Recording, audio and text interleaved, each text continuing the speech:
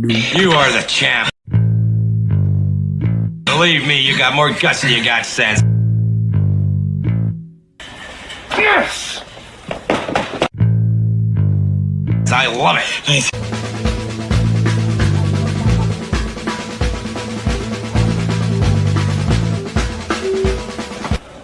I am back! Woo! You win. Perfect. Perfect. Hello, everybody. It's your man, Spin Nation. Hope all's well here on a Thursday. It's 93 degrees up here in Boston, but hopefully we're as hot tonight at Evangeline, where I'm sure it's very hot. As you guys are doing, hope all is well and everyone's staying cool. We got Joseph Myers in the house. What's up, my friend? Bobby D. Already got his exacta going on with 10147. We got Gatekeeper in the house. Thank you to everybody joining us. As once again, we go back down to Tool Time and Evangeline Downs. I believe after the King's Plate, Woodbine will be back at 5. So we will be going back up there. But right now, we're going to stay at Evangeline Downs. Very excited. Our friends, first-time starter, Sky Lolo, almost just won the last race at Saratoga despite trouble in the back. So that was very excited to see. She ran a huge race under Katie Davis. So the future is bright for one Adrienne DeVoe and Sky Lolo. So there's a horse. Put that in your stable meal. She ran very good. Hey, James White. How are you, buddy?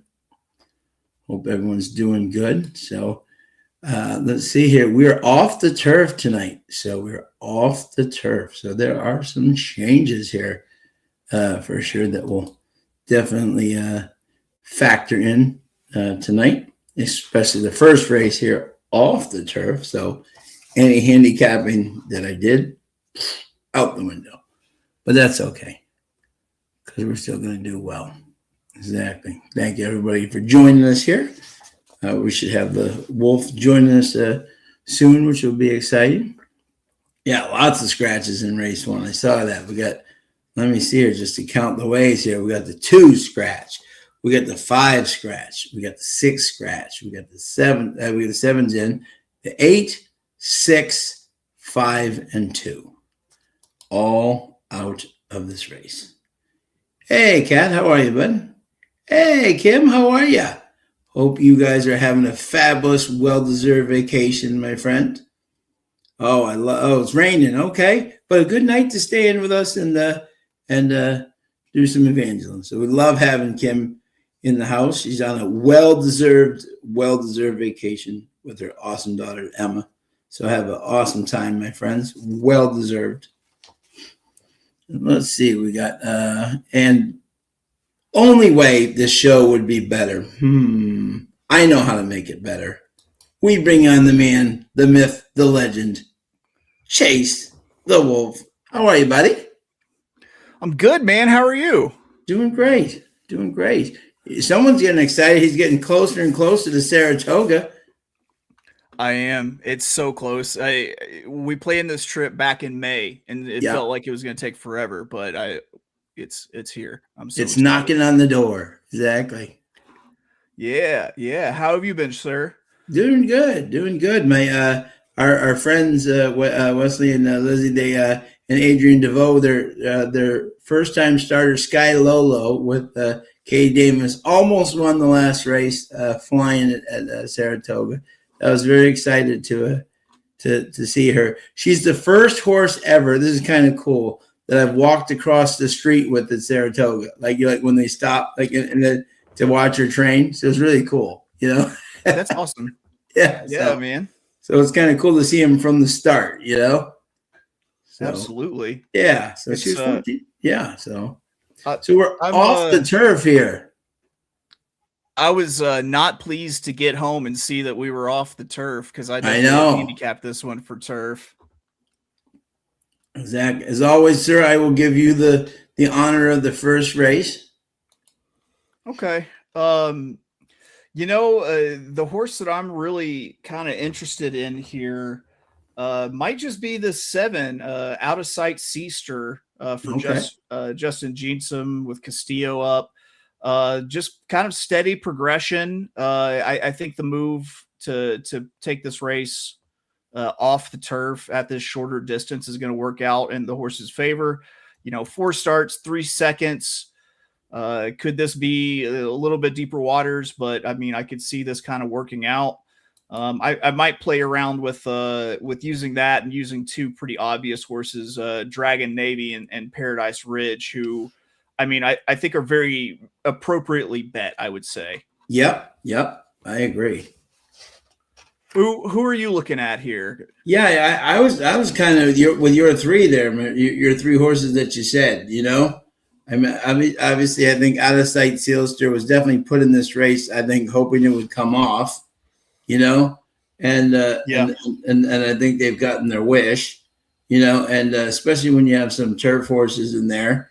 That's definitely an interesting one. But obviously, the obvious plays here would be Paradise Ridge, and obviously the board is showing that. What did you think of the one Dragon Navy?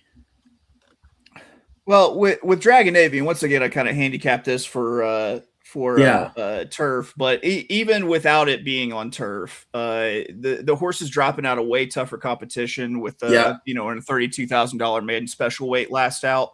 The horse is going to be forwardly placed. You've got pretty well some of the best connections you can get at Evangeline Downs.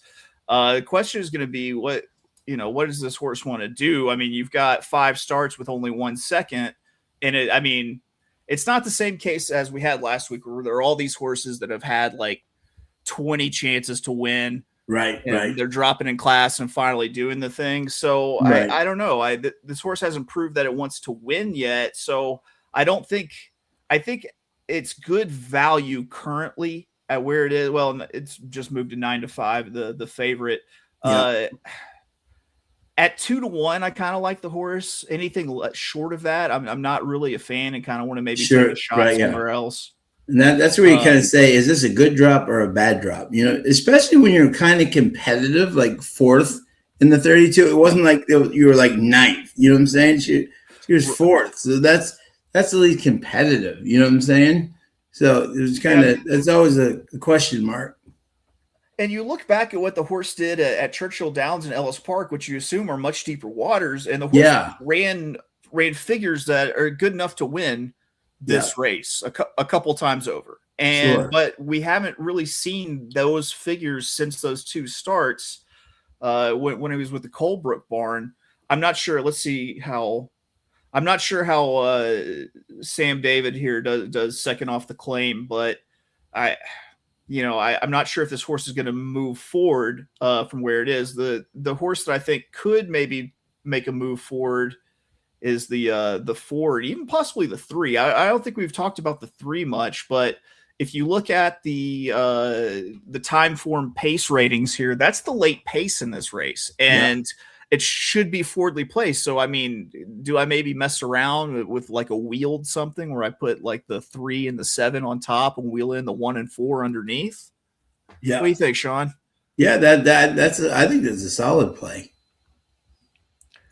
Something like on that, and try to get a little bit of value, Yeah, got it. Because you got to get it somewhere. And there's, if you're looking at the 2 most obvious horses, it's not really there. I mean, at the end of the day, it is gambling, and you got to take your shots somewhere.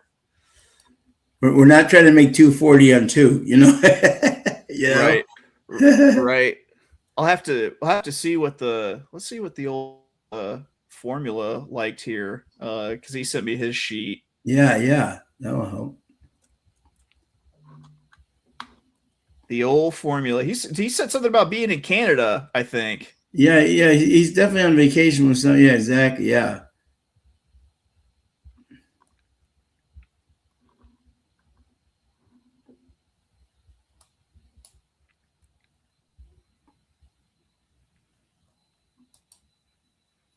Let me see if we're see what Timmy Toole likes here. See if we get his picks. Let's see. 4 minutes to go. They're still in the paddock. They must be doing. It's 91 degrees there tonight. Oof. So my guess is they're probably doing very short post parades. That's probably the case. I'll tell you what, this 4 keeps floating up, but I have a feeling you're going to get pounded late by the CAWs with this 4. And so it looks like a good win bet, but at this point, I think the way I'm going to play it, if we want to do the official picks are in here. Sure. Absolutely. It's I'm going to do a $2 trifecta. $2 trifecta. Yep. 3-7 3-7 with 3-4-7 with 3-4-7 with 1-3-4-7 with 1-3-4-7.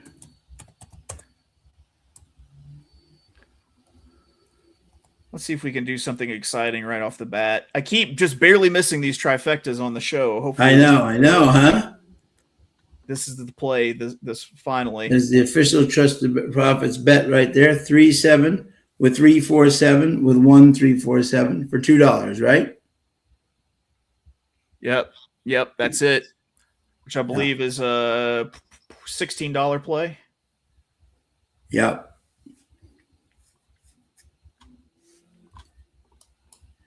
Jenny, I think they bet more into exactas than they do win pools. But I just know these pools are apt to move a lot late. Yeah, they do. Yes, they do. Yeah, for sure.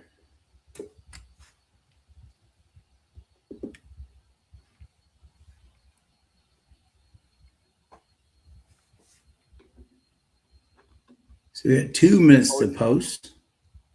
And it's always hard for me to go against CJ McMahon, but here we are.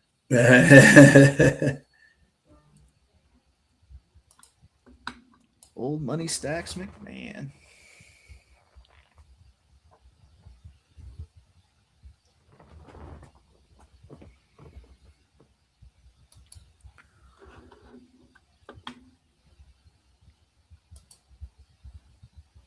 There we go.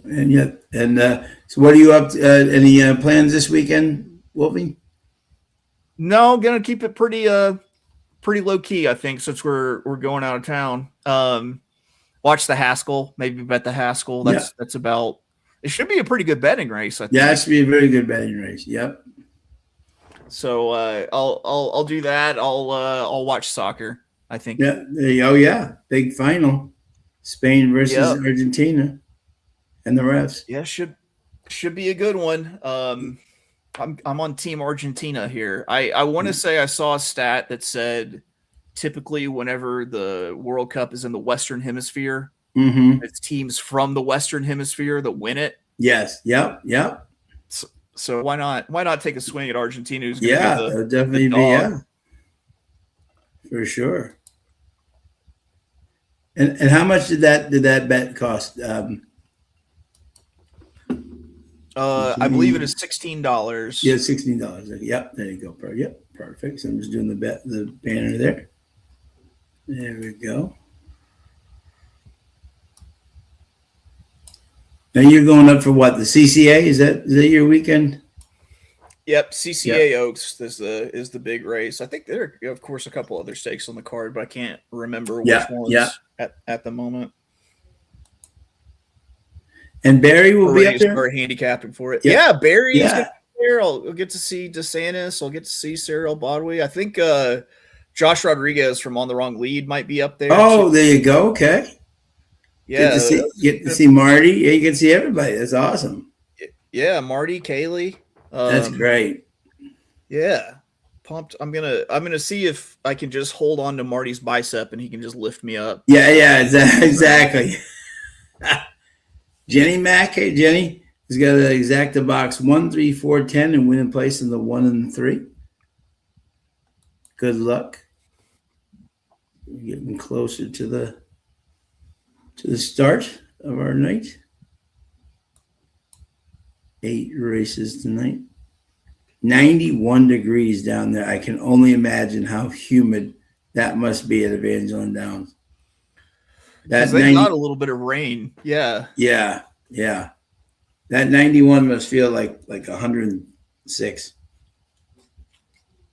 Probably, yeah. Louisiana heat is like, wow. Like walking head first into a hot, wet blanket. I know. They used to call Ron Guidry, the famous pitcher, Louisiana Lightning. Any Lightning nickname is one, especially for a slow person. I like Lightning as a slow person nickname too. And his brother was Mark Guidry, the famous jockey. Okay. Yeah. Who won many riding titles up in Illinois. Sad to see Illinois racing finally going away. It was to think that we're going to have a city as large as Chicago that doesn't have any sort of horse racing presence feels absurd. It is absolutely absurd. Because I mean, Hawthorne, I mean, it's more like Cicero, like the south side of Chicago, right? Yeah. I can't see like the land being as valuable as like Arlington Park was. Yeah. No, right, exactly. Yeah, no, Arlington Heights, that land is like pure gold. And that's the only place I know that in Illinois where you would build a racetrack right next to another racetrack. Sportsman's was right next to Hawthorne. Mm-hmm. It's like, what are we doing? All right, we're going in here, sir. Good luck with your betting. Good luck to everybody out there.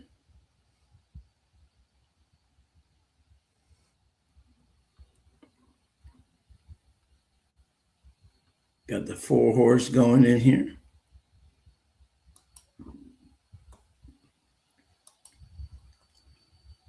We're almost all in here. And I'll just remind what our bet is. 3-7 with 3-4-7 with 1-3-4-7.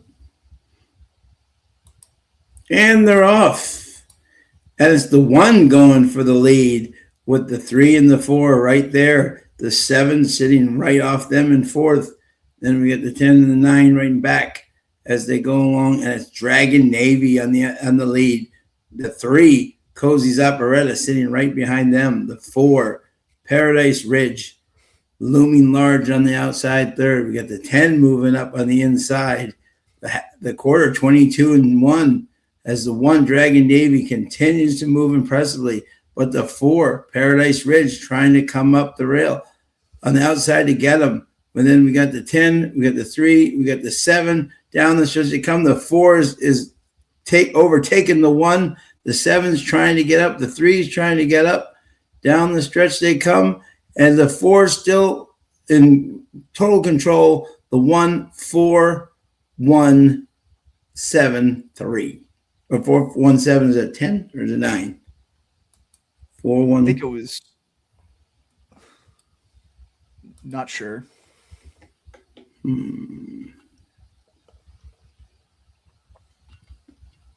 So we were in the right ballpark, just the wrong order. Yep. 4-1 over a 3-2. It's all right. I'll let that beat me. There wasn't a ton of value to be had in that race. No, I agree.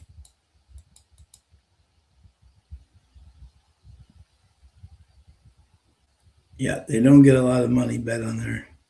And what they do is exactly. Right church, wrong pew. Exactly. Mm-hmm. Solid handicap, and they were all there. Yeah. Yeah. And James White had placed in show on the 10.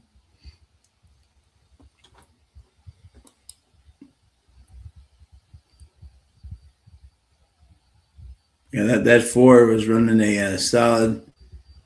Someone must have sent the message that Wolfie has gone against CJ, and they sent the message down to CJ, and he said, "What?"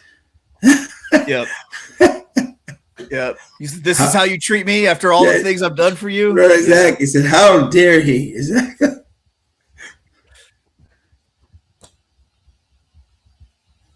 I'm going to say this trifecta ends up paying $5. I'm going to say $5 on the try. Yeah. Let's see. This is a fun game. What will the try pay? For 50 cents, it paid $6.30. Wasn't too far off. Not far at all. No. And that's one of those where you're like, yeah, you know what I'm saying? Yeah. I can get beat with those. You know what I'm saying? That I don't mind getting beat by those. Obviously, you'd rather have it, but I'm saying, but you know. Yeah, it's that was chalky. That's one of those where you just throw it away and say, really? Yeah. It kind of, you know, sometimes you can make the right bet and lose, and it happens. Yeah. By the way, shout out to my friends up there in my racing family up there in Canada. Both Woodbine and Woodbine Mohawk had to cancel today because of all the smoke. It's all around their heavy smoke. So they couldn't even work out this morning. They couldn't even run or either the harness or the thoroughbreds today. So was it like last year or 2 years ago where you had the wildfires in Canada that were putting smoke into New York City, and it was just this creepy like orange sky over? That was us yesterday. I was expecting the birds to come out yesterday. Like, you know, it was like I was living in an Alfred Hitchcock movie. You know, and everyone thought it was gonna rain like every 5 minutes, but it was just smoke. You know what I'm saying? It looked like it was gonna rain, but it was orange. It was literally orange, like, you know. So what's going on here? Just quickly to give you a little background. So basically, this certain area of Minnesota and Canada has this wildlife area they can't get to. Like, you physically can't get to it, right? So there's no way of actually putting out this fire because you can't get it from the ground. You can only get it from the air. So it's almost impossible. So this has become like a 3 year event that the Canadians are kind of getting tired of, especially in Toronto. The Toronto Woodbinians are kind of getting a little tired of this. Over it. Yeah, got over the smoke joining them for a week or so, you know, and it's just throwing them all off, you know. So, yeah. Hey Vince, how are you, my friend? No, Tim's gone, my friend, but he's doing some personal stuff, my friend. But we got our man Wolfie here with us. Chase in the house, loving it. This race is much more competitive. I would definitely agree on that one. I would definitely agree. It's funny because I thought there was only one horse in here that could really win. I'm interested to see at least right now the betting pool is a little bit more evenly distributed here. But which one did you think, my friend? I thought Keyman, the one, was your most likely winner. You've got the class drop, a horse that's been running at the fairgrounds. You can throw out that last start because of the bump start, where the horse had to rush up a little bit, then ended up fading. Still finished second, but faded a little bit. So, I mean, you've got a decent jockey. You've got Alan Landry hitting at 22%. If I threw out that last figure and I look at the last figures that this horse has run between Evangeline and Fairgrounds, that's averaging about a 60 buyer, which is just towering over the field. So I want to say it was last week we had a horse that looked like an absolute lock that was coming in from Gulfstream that burned us, that ended up finishing dead stinking last. And I'm afraid of getting into that situation again, but I just thought this one was going to be really tough to beat. What did you think? Yeah, no, I definitely thought the one, just from a figures standpoint, was like head and shoulders over this group. What do you call it? I mean, even at fairgrounds, like his 53s are right there. I mean, even in his worst races. The interesting horse here is hold my hat. What kind of happened to this horse? He was always running second in like maiden specials, and he's being bet like every single race. You know what I'm saying? Now all of a sudden he was at 8-1. Then he went to 13-1. I granted versus bettor, so you have to give him that much. But just he just stops. I watched the race. He didn't even have anything. You know what I'm saying? So what has happened to this horse where he was like a equine ATM machine for his owners, like, coming in second or first, like every race. Now all of a sudden he's not doing anything. He's 6 for 8 at Evangeline. So obviously he likes it, but he ran against bettor. So, but I'm just saying what happened that he's gotten that he's tiring that badly, CJ tried, couldn't do it. Thornton tried, couldn't do it. Like what are we doing here?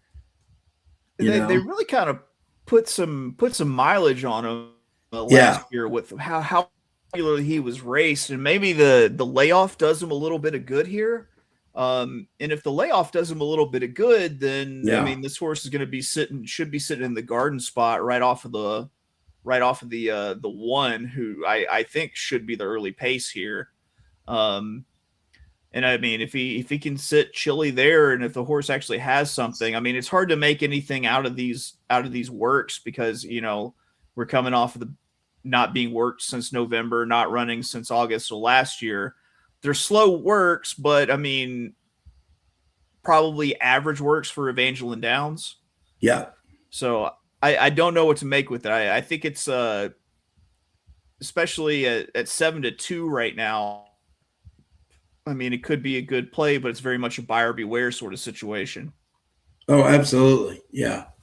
Yeah. And then you got this horse I kind of look at like the Big Ben, and like, how did you go from a 47 at Delaware, to a 3 at Gulfstream, and then you're off, but look at his trainer, 6 starts, 2 wins, 2 seconds, So at least he's doing something right there, Yeah. Yeah. But the horse, I'm like, how did we go from a 47 to 3? We were trained by Monica McGooey, and now we end up in Louisiana, How did we do that, And see, first time with trainer, it gets a really small sample size, but it's a 17% win rate there. What concerns me is that the one win, the horse got out there and wired, and I don't think the horse is going to be able to wire, and it never especially with the one. Yeah, right. Yep. That's what I said, I mean, even interesting. Do you notice this is kind of funny? Yeah, Tillis is claimed everything off of. Oh no, I wonder if he took over from Monica McGooey, because the 5 and the 4 were both originally trained by Monica McGooey. Now it's Eddie Tillis Jr. So that's kind of interesting. Maybe she just doesn't have the Louisiana license or something. Yeah, or something. Yeah, that's what I think. Yeah, this race is kind of a peculiar one to me. We're going from what I thought might be a pretty clear-cut race to there's some ins, outs, and what have yous is what I'll say. Yeah, exactly. And this is one of those races where and it's intriguing in the fact that but no one's morning line is above 10-1. You know what I'm saying? And no one is above 10-1. Yeah. Which means the betting public right now is saying, what are we doing? What's going on here? Yeah, there's kind of chinks in everybody's armor here, I do think Keyman is the top, but it's one of those where either you maybe pound an exacta or you know what I'm saying, or what do and even the thing that intrigues me here is that for hold my hat, right? I'm trying to like him, but June 5th, then he runs October, then he works out October 3rd, then he works out November 14th, then June 10th. What happened between Right. November and June? What happened to this horse? I mean, You had what I think the interesting horse underneath might actually be that 5 Crazy Red for Willis. And you're actually getting great value right now. If this holds, the $1 exacta 1/5 is $16 probable right now. Yeah, which is interesting. Yeah, and you know what I like about them is the fact that Tillis, right, took over this horse. I like when a trainer finds that it comes in second and moves him up. You know what I'm saying? It kind of moves him up into another level, which means that he saw something that he liked, and that's where I'm like, okay, that's pretty, I'm almost leaning on just doing like an exacta box 1-5, and just trying to beat the rest of the field and hope that they all run their bad races versus their good races, I think I like that play. I'm going to tail you on it. The 1-5 exacta box. Yeah. I'm just going to I'm going to put it in right now. I'm just going to do an official bet. I'm just going to do a $5 exacta box 1-5.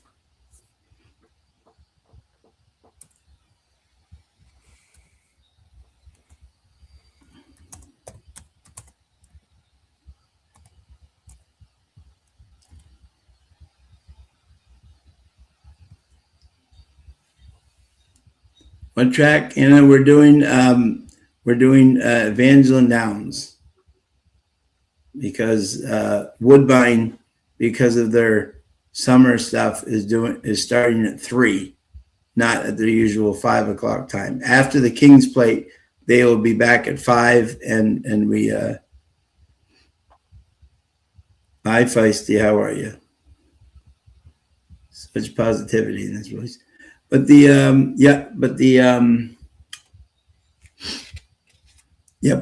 will be back, and we can actually show their races, which is cool. So we can actually watch them, which is great.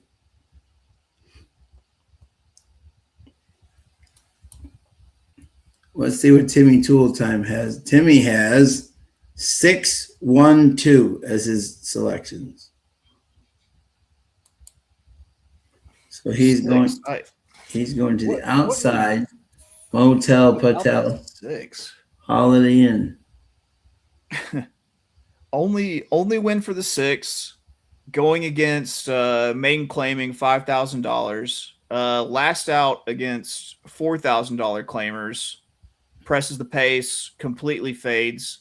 The time before that, way deeper waters and fades to 4th. But man, I'm not seeing that. If he beats me, then so be it.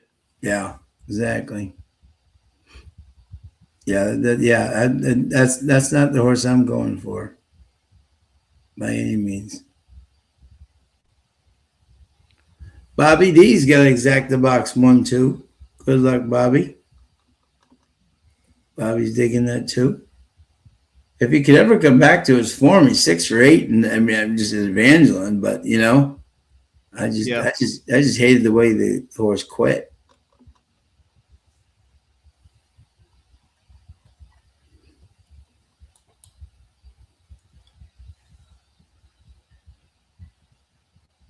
This is an intriguing short race. Sometimes the small fields can be the toughest to handicap, especially when they're all kind of question marks.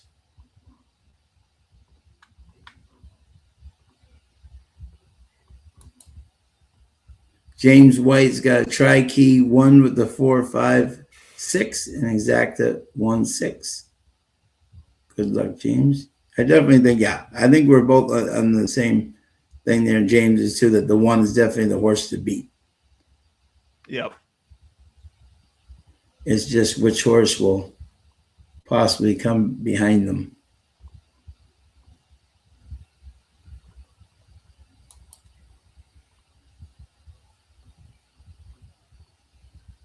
After this race, we'll talk a little bit of about the Haskell Invitational. Did you see? Interesting that Knightsbridge is stretching out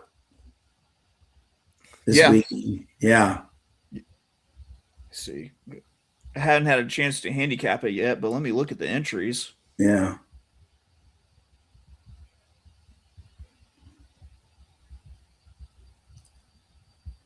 And Paco's back at it again. Oh man, that DQ at Parks earlier this week. I had his horse to win in that one, and he didn't even need to pull the antics that he pulled to win that race. It's just like he's doing it for sport now. Yeah. Yeah, he's really pushing the. Yeah, they got some amazing races. Monmouth Cup, Melly Pitcher, the Matchmaker, United Nations. You know, the Haskell. I mean, there's some really good races in there. It's a really good Haskell between the return of the Puma. You've got Further Ado, who looks like an absolute monster back in the Bluegrass. You got your Preakness winner with Napoleon Solo. You have Oselli, who just keeps hitting boards. He keeps hitting boards. Yep. I'll tell you this. I know one thing. Oselli is going to be underneath in whatever plays that I have. I'm playing him for one reason, right?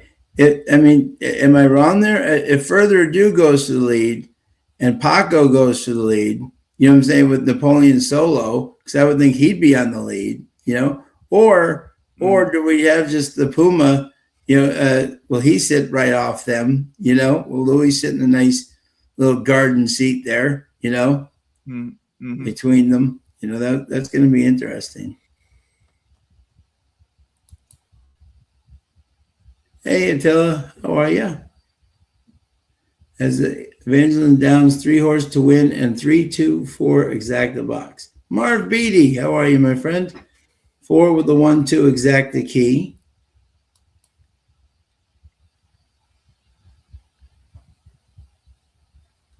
Good cat, bad dog. Tri-key 2 with 1, 3, 4, 5, 6. So good luck, my friend.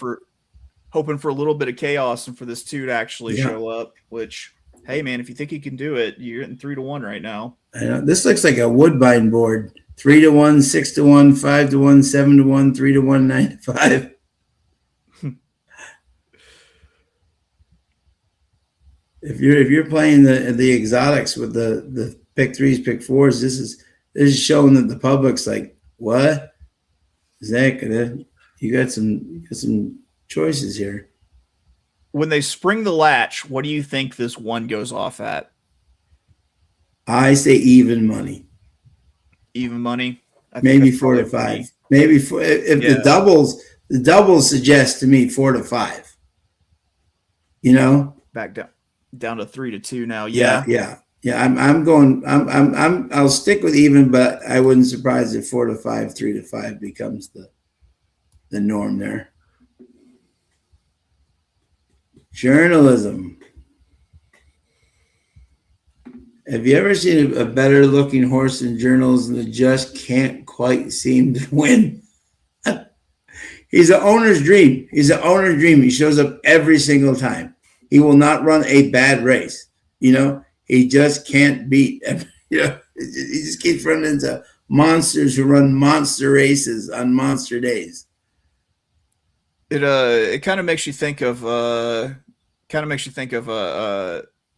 Sierra Leone a little bit. Like, what did Sierra Leone have to do to finally kind of break through in a big race? I could see journalism kind of having that same, you know, breakthrough to win something huge.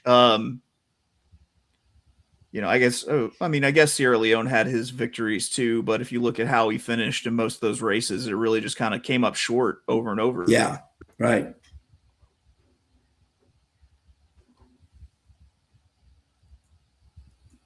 This is an unusual day here. Parks is running right now at night.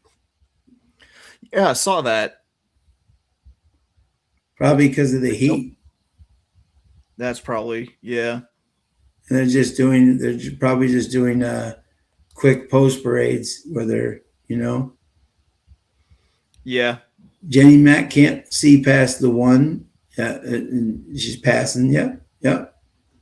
And that, by the way, we do it for this program, but I'm saying, but if you don't like a race, go get something to eat, pass it. You know what I'm saying? Yeah. I've done that many times where we're doing something just so we can have something for the show. But I'm saying there are many races where I'll look like, you know what I'm saying? In terms of the value, go get something to eat, or if you're at the track, go get something to eat, say hi to a friend or something, that there, there's nothing wrong with skipping the race if you don't like it. If you like this one, then you're deciding to go exotic with it, then you're hoping for this 2 up, like this 2 hasn't been showing up. That's the only way that this thing really kind of, and it's if you believe in the one. I think there's plenty of value in other horses if you think that there's some sort of value there. I think that you have other horses you can win bet if you're against the one, and you'll do just fine. But if you really think that it's just straight up the one, I mean, you got to kick that 2 off your tickets. Yep. Yeah, no doubt. And we're 0 minutes to post. Oh, you might want to update the your play there. Oh yeah. Thanks, sir. Yeah.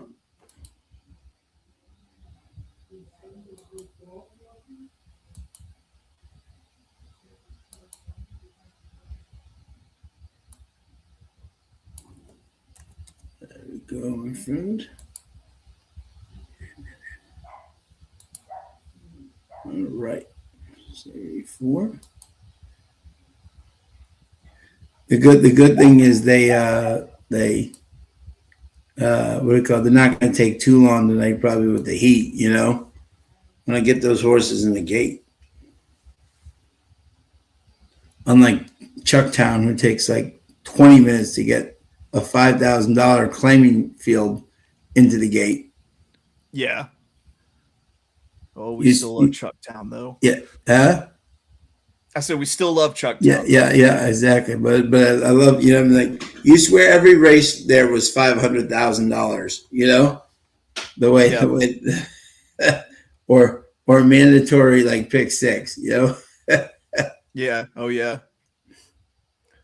Ooh, the one dipped down to even money, kind of like Sean. So I think you might be right. I think it might be a 4 to 5 sort of proposition. Exactly.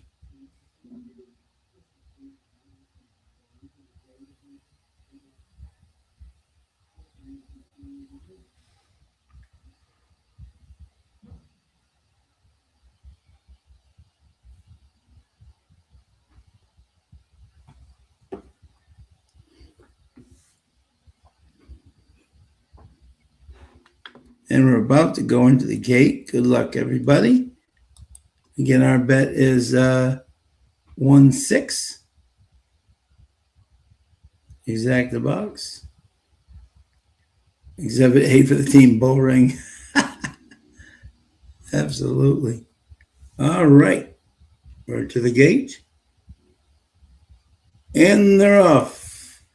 And it's the 1 going right out for the lead with the 3, the 4, the 5 sitting right off there, the 2 and the 6. Got a nice bull charge here for the lead. Is the 1 trying to take them wire to wire, the 3 sitting right outside of them, the 4 on the outside, the 5 getting a little stiff there, but coming around the turn. It's the 1 and the 5, 22 and 1. We're zipping right up on the top. The 1 key man now down to 1-2.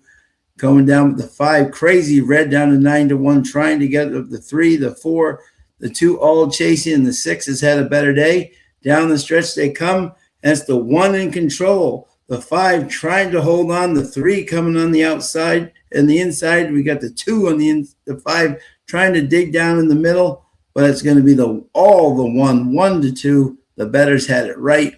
1, 2, 5, 6. Bobby D, I think, had that exact 1-2, or someone had 1-2.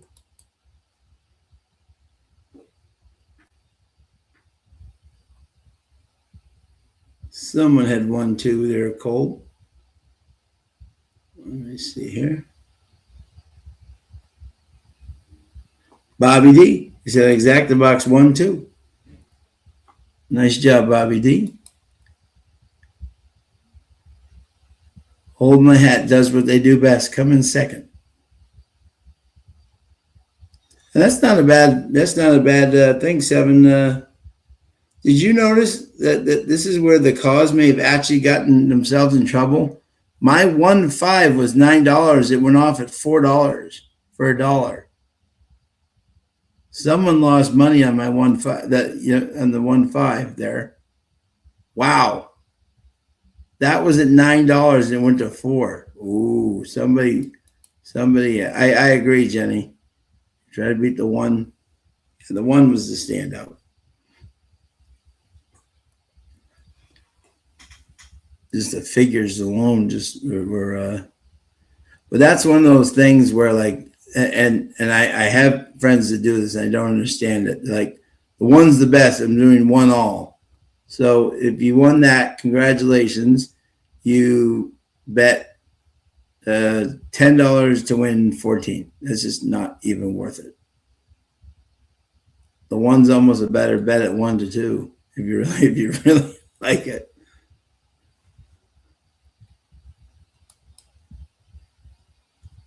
Boy, their pays come up quick, don't they? They don't mess around. Bobby D, nice hit, my friend. And that's value, 7-1. 7-1 in this field? Not bad at all. 7, 10, 14, 20 for 2? Not bad at all. Thought our 5 might be able to stay in contention there. Yeah, not many at all, Joseph. Interesting. Our boy Unified is now down there. You're going to see more Unified babies coming to the track and mostly fairgrounds, not. But you'll see some of his babies filter down probably to Delta and Evangeline and all that stuff. But that's going to be interesting when Unified's babies start running full time down there. Because he's definitely one of the classiest sires down there.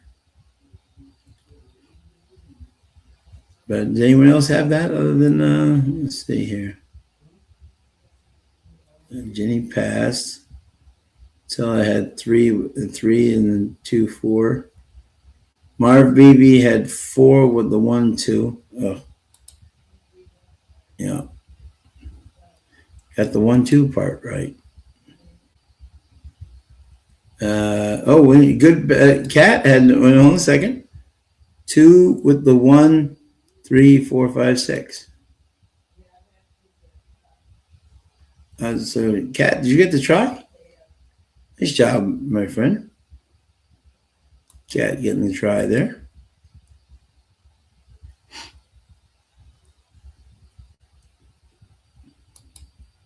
Now he's back with us. Or did he freeze? He may be frozen in time. No, not often, Joseph, do you see Candy ride horses. Unified was a Candy ride horse. Yeah. Hey, Libra, how are you? Big field coming up in race 3. Chase may be frozen right now, so when he joins again, we'll try to have him join us here. No, he's frozen. Okay. Race 3, 8 and 11 underneath. I like it. Race 3 coming up. 7 furlongs. Claiming 5,000. Winners of 2. First $15,000. We got for accredited Louisiana breds, 3-year-olds and up, which have never won 2 races.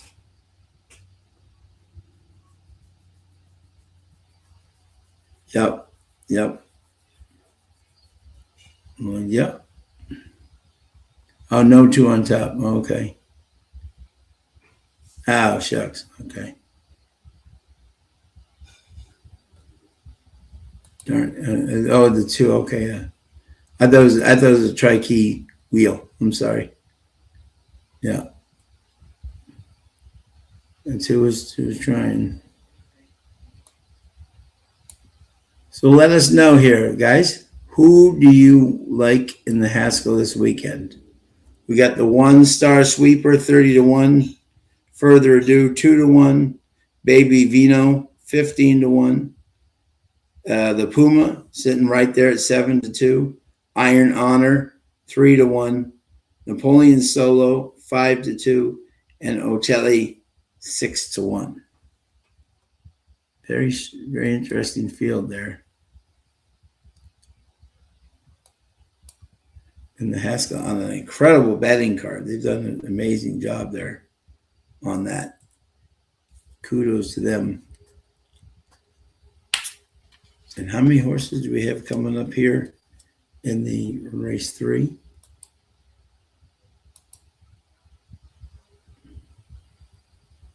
11 horses. Love it in this race. They can't get enough horses for this particular category, Evangeline.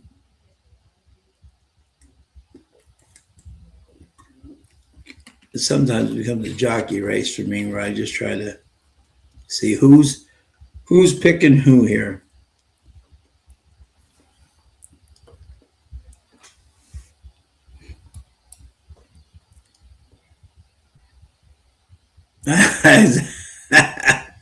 Exactly.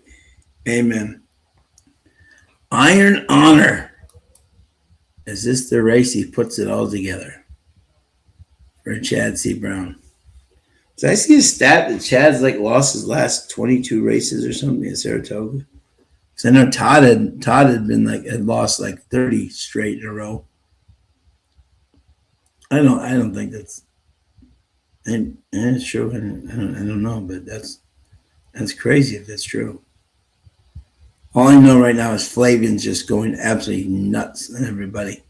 But Irad's back.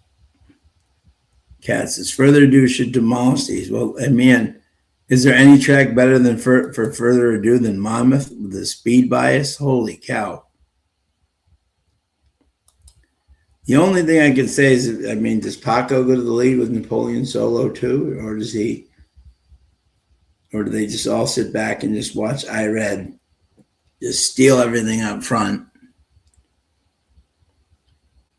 The Puma will be close.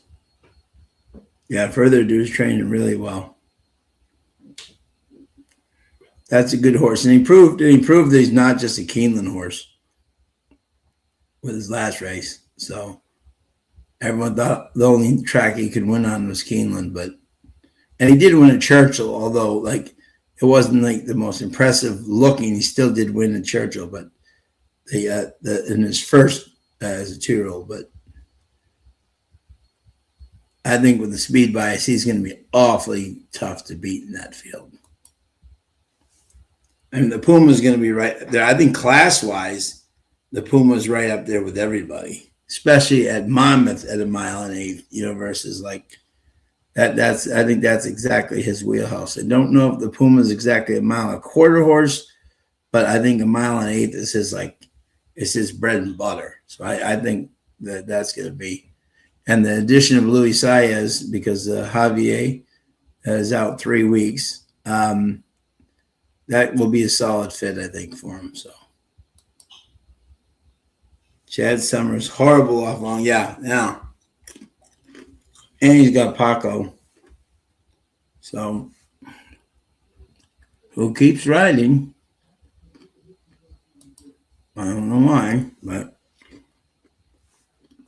somehow he gets it. Yeah. But yeah, that should be an interest.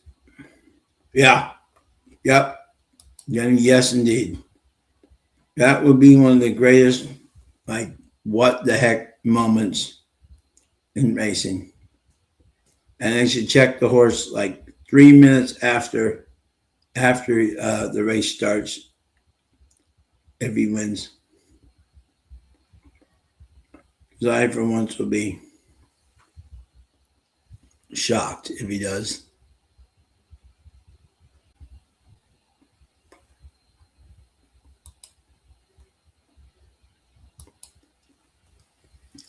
I think my order right now is Further Ado, the Puma, and Ocelli. I think that's I'm until Napoleon Solo runs another race that's actually like big. I'm gonna go against him, but if he runs big, then I'll tip my cap to him. I have no problem doing that.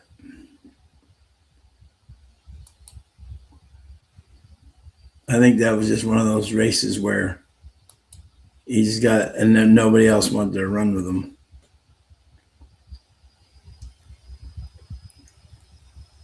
Still so weird to see Parks running at night.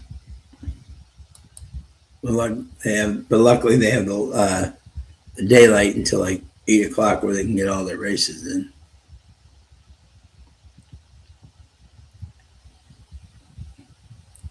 Let's see how many minutes we have here until Evangeline Downs. We have 12 minutes till Evangeline Downs.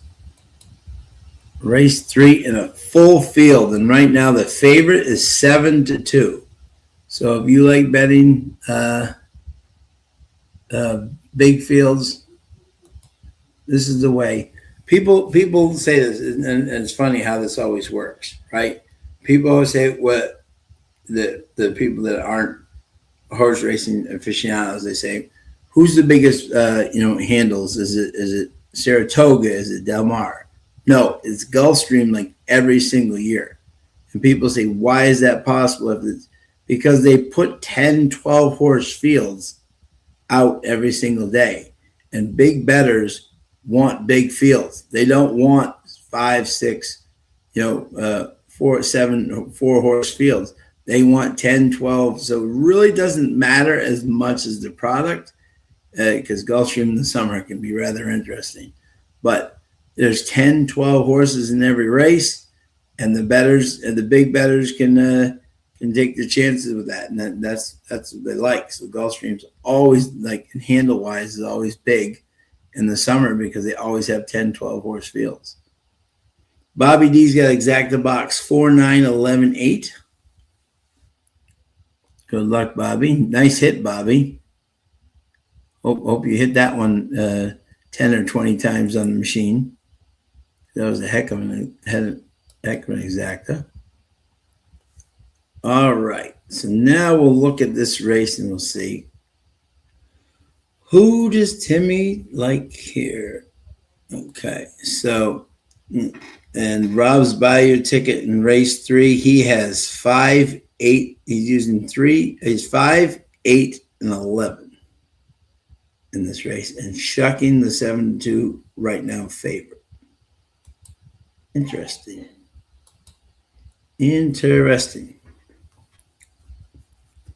Libra's trying to decide which one to win and place. We'll see here. Let's see if we can get. Yeah, Del Mar opens tomorrow. How exciting, huh?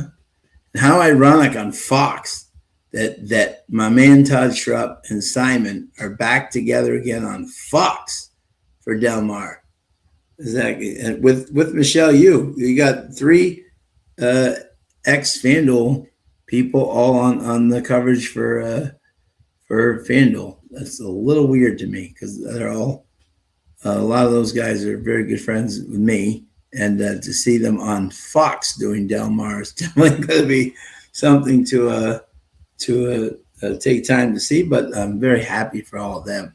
So glad to see them back on the air. And Tim has Tim's picks here for everybody is 8, 11, and 5. That helps. Tim, yeah, cool. Time is 8, 11, and 5.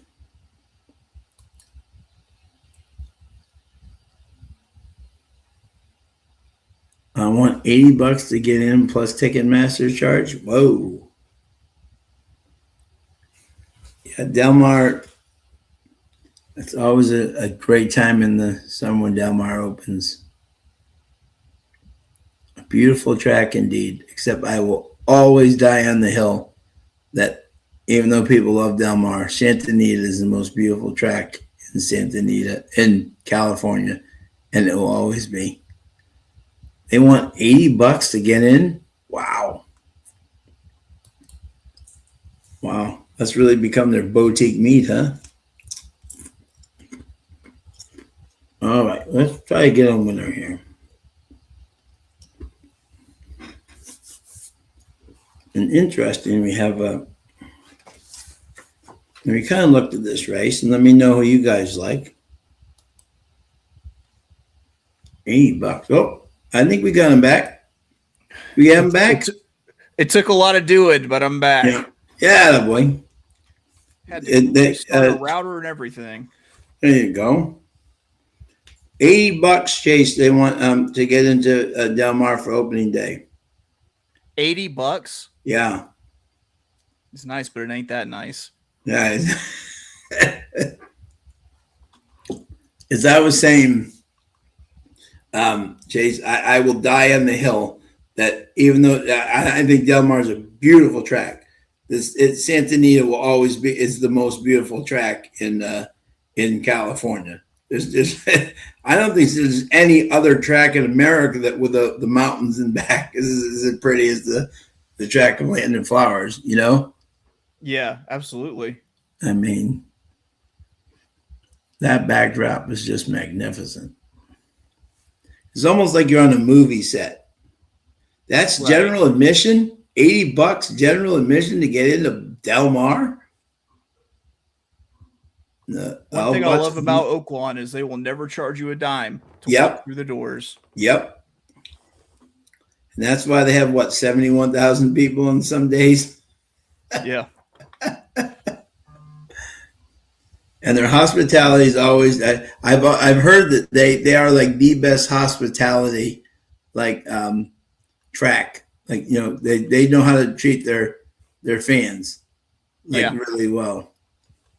And it's showing, man. It's showing. They've pivoted a little bit more to the sports bettor because they got rid of the big bank of simulcast screens and everything in favor of a sports bar, but still it's still a fantastic place to watch a race. I love it. It's my spiritual home. Yeah. Sean, I don't know what to make of this next race. I'll give you my play since we're getting close to post time. Okay. I just kind of boxed up the 3 horses that I thought were actually going to be competitive, and it was the 4, the 8, and the 9, which I think it's pretty obvious, but the field is so large here that it makes kind of sense to get a little bit of value just with this box. Yeah. This was a race where I was really, even when I was handicapping, I was like, okay, which direction do we go here with any confidence, you know? Yeah, and I was it's hard to do with these claiming races that I like to say we'll take what's in your left pocket for the claiming price. Just if it's a thumbtack, a paperclip, whatever, they'll take it for the claiming price. Yeah, right. It's exactly. And you look at some of these horses, you're like, wow, you know? Yep. It's like, okay. I mean, the 9's the favorite right now, all lake. And I guess you could say he's run better. I mean, against better, but they're 0-3. You know, their trainer, Brent Brickman, who was always a solid trainer, is 0-15 with blinkers on. Yeah. Is that a move that you really, you know, really want to endorse? I mean, I'm almost right now at the 7 furlongs. You're looking at what are we doing here? The only thing I like about I thought it could be an interesting play here was the 11, only because the 11 last time Vargas tried to take him back. You know, Henry West though is 1 for 49. You know, how does that? You know, the trainer's 1 for 49. That doesn't. You know, How are we making a living at that point? Yeah, exactly. And then you got my boy out of our boy Wicked Strong's got a horse here, which you don't see a lot in the and he's put some interesting races in, but those are all Delta. At least he was competitive last time. True. In his race. Native Ruskeet came flying last time, but this is where interesting. I kind of land on the and now notice Vargas goes to the 4, doesn't ride the 11. This is one of those. I mean, you could press like 6 horses and still not have. Yeah, you kind of throw a dart here. My eye went to native. Was it Requite? Yeah, yeah. Whatever. No, the 4. My eye went to the 4 initially for the closing speed. I mean, if you look at time form and their pace projection, they've got this as a pretty hot pace with the 9 out on the lead. Who knows? Maybe the blinkers on puts this horse out in front and undistracted, but we'll see. I kind of like the 4 there. Outside of that, I mean, it came the 8 zip around. I thought was interesting for this condition. Yeah. You're looking at a horse that is very lightly raced, so we don't know definitively that this horse is like bad per se. It drops to its second chance at this level, the $5,000. And I like that sometimes in the second time out. Coming off, second off of a long layoff. Joe Duhan is hitting at 20%. He's 17%. Looking solid. Dirt. Fusilier up. Yeah, I'm ready to make my official bet. I think I'm just going to take the 3 horses that I think are probably the best in this field. Pace be damned. I'm going to do let's see, we were at 74. Yep. I'm going to do a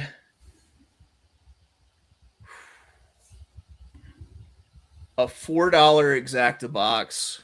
Yeah. 4, 8, and 9. Okay, 4, 8, and 9. There you go. Should be $24, I believe. Yep. We'll either win big, Sean, or we'll have the bankroll at a nice even number. Right, exactly. See, that's the way to do it. Exactly.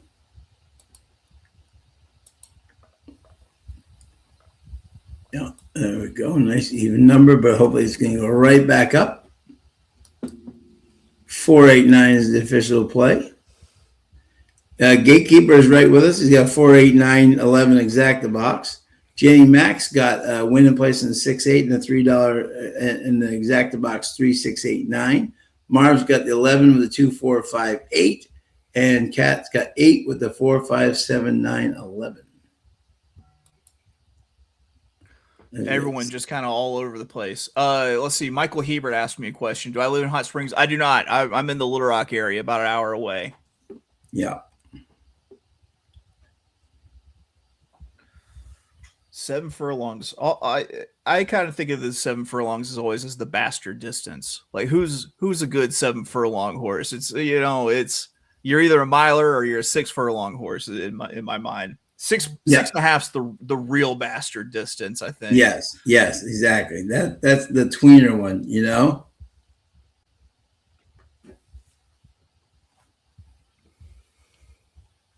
Bobby D got a win on the 3 and the 5. Man, swing away, Bobby D. He hit a nice one last week, didn't he? Very nice. Yes, he did a great one last week.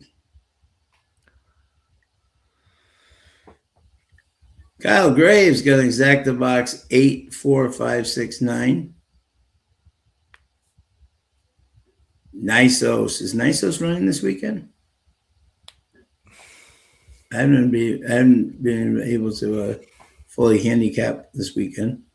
But Attila's got Evangeline 4 with a 2, 3, 7, 11 exacta box. Good luck, Attila.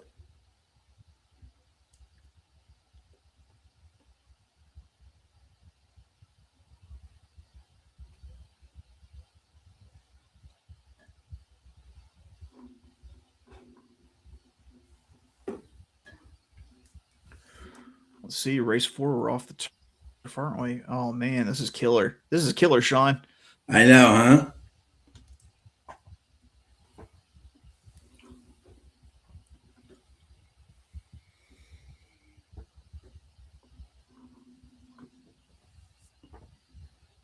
Late money on these horses here.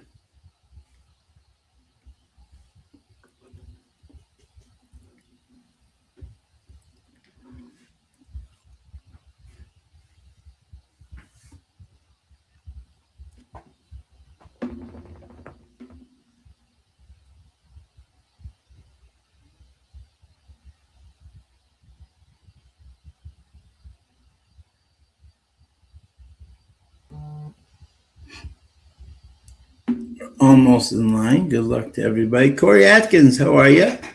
Lloyd's got a take a flyer, 4-5 Dutch. Good luck, my friend. Corey Atkins got 3-5-8 11 exacta box.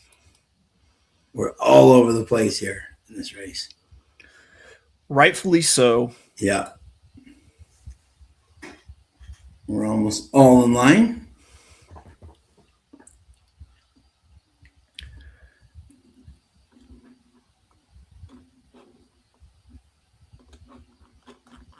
The 11 is in, and they're off. And it's a mad scramble for the, all of a sudden, yeah, and it's the 8 and the 9 going right out for the lead. Stop the race. With the 11, right on the outside there, we got the 4 coming. Is that the 4? That is the 8. This is the 9. These numbers are. That's the 9 and 8, right? The 9 and 8 going. Yeah. With the, with It's the 9. 4 is in the very back right now. Yeah, with the 6. The 4 is in the back. There you go. Look at the 6. We got the 7. We got the 3. 22 and 1. They're running some fast fractions up front here. And right now it's a 2-horse battle between the 8 and the 9 who are just taking it to each other. We got the 6 sitting right there. We got a whole bunch of pursuers. The 5's coming up the rail. We got the 3 coming up the rail. 45 and 3 were flying up there, the 2 favorites, just ding-donging each other. We got the 1 trying to come to be the spoiler. Down the stretch they come, and it's the 9 taking over. The 8 trying to keep pace, trying to actually make a comeback here. The 1 is gaining ground with each and every stride. This 1 was a looker and the 1 is just absolutely taking him over. The 3 in the middle trying to make a big move. But down the stretch, and it's 1, 3, 8, 4. I think we had some winners here. Let's see. I think so. Wow. Oh, Corey was almost just needed the 1. That would have been huge. Didn't have the 1.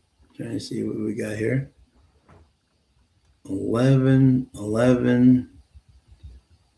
Does anyone have the 1? I mean, did anyone have the... Wow. That 1 was flying. I don't think anyone had the 1.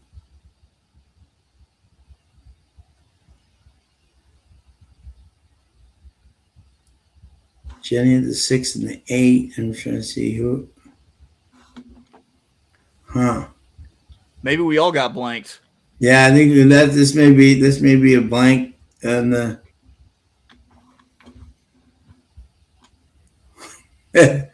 Wow, 320 to 1 exacta. Hello. Ooh-wee. Wow. Ooh-wee. To those folks in Evangeline who had that, God bless you. Javier Hernandez. Trainer was 1 for 15. Randy Ellis.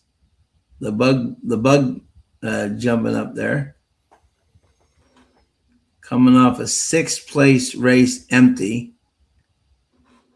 5th, 6th, 5th, 12th, 10th. And comes flying tonight at 18 to 1 to nab everybody.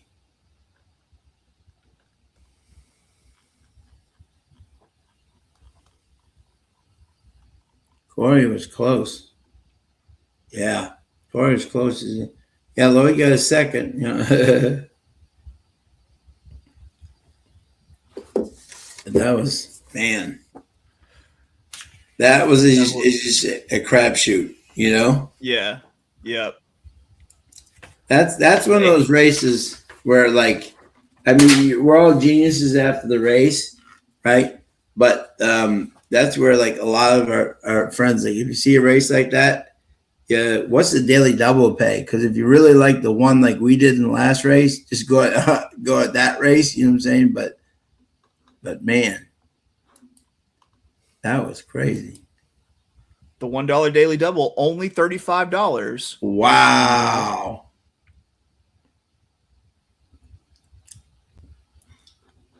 Wow. Their pays come up quicker than, like, you know? Yeah. The 50-cent trifecta goes for a clean $813. Wow. Won by the horse in the house silks. Jesus. Yeah, the house, the dreaded house silks. Mr. Faversham, didn't he, like, start in New York back in the day? I want to say he did. Yeah, I was gonna say, man. Yeah. Now he's down here with Juan Cano.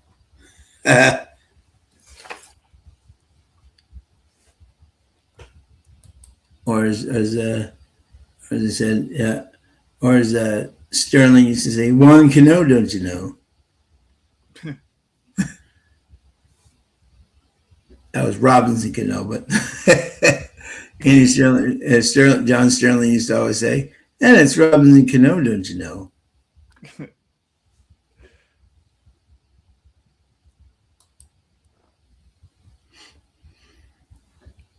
All right, the next race coming up here is a claim, again, off the turf.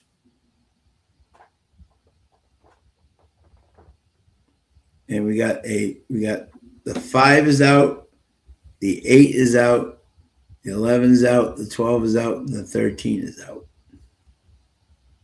And we are going 8 furlongs.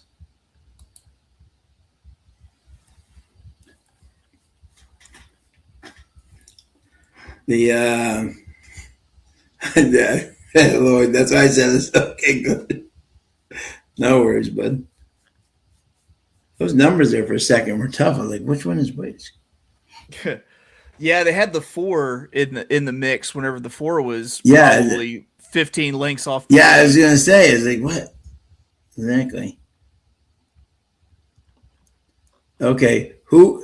Raise your hand, please, if you think this mile shoot at Saratoga is the dumbest thing possibly, like, ever invented by man, and this thing should be permanently banned ever. I hate it. I hate it. It's so terrible. The jockeys hate it. Everybody hates it. I don't know, like who came up with this stupid idea, but I'm like, I just cringe, you know? Yeah. Ugh. No, I hate it. I've never done well with races out of that chute for some reason. Yeah. It seems like anytime I've got an idea of what the trend might be, it completely changes. Those breaks out of that chute always seem crazy because of the 3 or 3/5 turn that they make right off the break. Yeah, right. Yeah, and the 1 and the 2 automatically get, like, if they don't get out, get killed every time. You know. Yep. I just take my rule is when I bet those races, if it's the 5 and the 6 and they have early speed, I just bet them because it's gonna be. It's a lot of times it's a merry-go-round, you know, where they just all stay in the same spot. I mean, because if you lose like 6 lengths out of that chute, you're dead. You know, you're just not. You know, yeah. Unless you're the super horse, you're not coming back. You know. No. And it's so frustrating.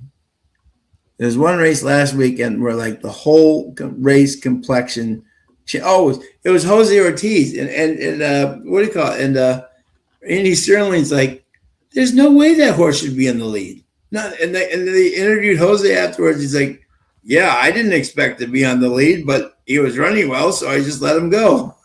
Yeah. Yeah. Yeah. Oh man. I love Jenny. I love Saratoga. I've been doing very well this year. I just don't like the shoot. Yeah. I just don't like to shoot. Doing well at Saratoga, doing bad at Saratoga doesn't matter. Always love No. Saratoga racing. Yeah, exactly. It's, outside of Yeah. Oaklawn, it's hands down the meet that I look forward to the most by far. Yeah. Yeah. As you will see when you get there, it's funny, and you can't explain it. You know, it's one of those things you can't explain when you're there, and what do you call it? Exactly, they always make a great decision in their mind. But the what do you call it? But the when you get there and you're part of the magic, like everyone who's outside, like they don't really understand it. But once they get there, like okay, now I get now I get it. You know, which is really cool. You're like, okay, that's I get why it's the magic. You know, I always call it the magic kingdom of racing. You know, so, I love Keeneland. You know, exactly. But I'm saying, but it's more of a proper meet. You know what I'm saying? That we're just Saratoga. Right. When you combine the town and the track, it just becomes like like the magic kingdom. Yeah. Yeah, I got to ask you, am I doing it wrong if I don't try a little bit of water from the spring? Well, yeah, that's that it doesn't taste good. I'm just warning you. It does not taste good. It does not, it just does not. But when in Vegas and when in Rome, but yeah, it's not the best tasting, but it's legendary, Yeah, yes. It's definitely been my home away from home, like always. I've been very lucky. I only live 3.5 hours away, so I can always get up. I don't get up much during the weeks, but weekdays. But I can get up for the weekends. Yeah, ambience, atmosphere. Jenny's got it nailed. Exactly. I mean, it's just the whole. You're gonna love it. And when you go downtown with your wife, you're just gonna absolutely like. When you're walking, definitely go downtown, walk around. You know what I'm saying? You'll be like, "Wow, this is." And it's set like it's 1870 still. You know what I'm saying? Which is kind of cool. Yeah. So I'm so excited for it. Is that next week? Yeah, we leave. We actually leave the morning of bright and early, the morning of the CCA Oaks, and we'll get there. We'll get there around like post time. For Saturday, enough time to freshen up and then hit the track. Yeah, sure. Awesome. Yeah. So it's 9 days? 9 days away now. That's amazing. Oh, so excited for you. I don't know if I'm gonna be able to sleep the night before, man. Yeah. Exactly. Oh no, it's worth it, my friend. It's like an experience like no other. All right, so here's the fourth race, and we got the 5, the 8, the 11, the 12, and the 13 all out of race 4, which definitely changes the complexion of this race. And the favorite right now is the 9 Highland Creek with Jansen, not G Money Melancon, as the favorite. Such an interesting race. Especially even more interesting with it coming off of turf. I think there are a couple horses that I wasn't necessarily high on before that it's going to make me high on now. I really like the looks of the 2 Trader. We've got the pet horse angle. George Leonard, 8 wins out of 17 starts at Evangeline Downs. You're giving me 6-1 here at this point. A horse that should be forwardly placed. I mean, we'll see if we can go, 3 in a row here. But I kind of like the Trader as a win bet, and the other horse I was considering. Looks like the board is considering it too, is the 4 Heggs, who should be out on the lead. And I'm not sure if you see a whole lot of speed out here, and you could see Heggs on the lead. So I like Trader. I like that I'm getting 7-1 here. I think that's probably my play, especially if the horse can kind of sit chilly on the rail. If I were to to do something exotic, I might go as simple as like a 2.6 exacta box. Yeah. Yeah. Let's see. It's on you though, sir. I've Yep. knocked this down to $50. I No, want to we'll get us know back. where my man SPN is going. Yeah. I was at Travers. It was a downpour next day. Sunday, Cordero won the sprint with Groovy. Oh, that's awesome, Lloyd. And I think they're playing a weekend at Bernie's with Nick Zito. If you see him, Chase, check him for a pulse. I'll do that. Nick is still going strong. God bless him. I still shamelessly bet Nick Zito horses, no matter what his record is. Absolutely, legend. I always think it's the one. This is the one Nick Zito that's going to break the streak. You know. Yeah, he had a horse that made me popular with the Suffolk Downs crowd. His name was Rolling with Nolan. Okay. Right, and he was owned by he won a stakes race. Right. This is a great story. I'll quickly share it with you. So Rolling with Nolan Ramsey is the grandson, and he's now a trainer at Gulfstream, right? It is great. So Rolling with Nolan was owned by Ken Ramsey and trained by Nick Zito. And at like 13-1, he wins his first race by like 5-6 lengths. Like just goes away, right? So he wins going away. And the next day or like a week later, Godolphin offers Ken Ramsey like $1 million for Rolling with Nolan, right? And he's just about to sell him. And Nolan's like 4 or 5 years old at the time, right? Comes up to his grandfather right as he's talking with the sheiks and says, "You can't sell my horse," right to him, right? And Ken Ramsey turned to him and said, "You heard the kid. I can't sell him," and he kept him. That's awesome. Exactly. Ken said later, probably should have sold him. He said, but I made my grandson happy, which was more important. Exactly. But that's a great story. Rolling with Nolan. I still have the hat Rolling with Nolan, and Nikki autographed it for me. That's awesome. Yeah. So yeah. I'm gonna have to pick up some horse racing swag, some hats and such while I'm up there. Oh yeah, for sure. Come home looking like the red and white circus tent. I love it. All right, so this is one of those races where you're like, yeah. So you're kind of like 2-6 here, right? Yeah. Yeah. If I had to win bet, I'm gonna win bet the 2. If I gotta box up an exacta, I'm gonna box it with the 6, who should be the speed. Yeah. This is fascinating to see the different.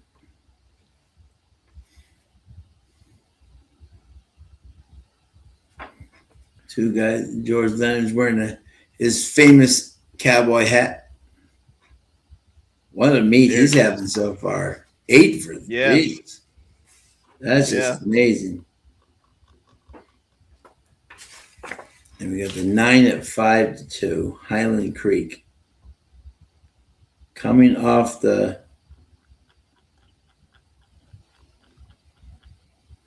Jansen. Is this stakes? This is stakes, right? Is this Louisiana? No, this is open company. Okay. Yeah, because Jansen's 9 won wire to wire at Evangeline a mile, but it was against optional state breds, So that's always a different when you're going up against open company. Yep. That's not always a given. I'm not crazy about the outside posts either. Yeah. Unless you're much the best, but the 5 and the 8 are scratch out, so that at least helps you kind of move in a little bit. So if you're a fan of the 9 or the 10, that definitely quells your worry there a little bit.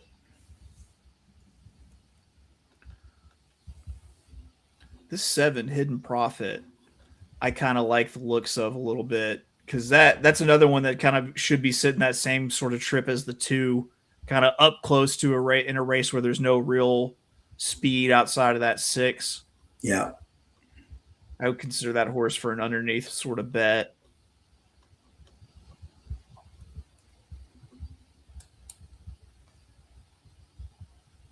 Yeah, hidden profit. Yeah, that's an interesting,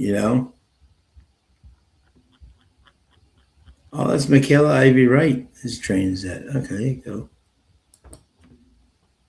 Livers, let's see.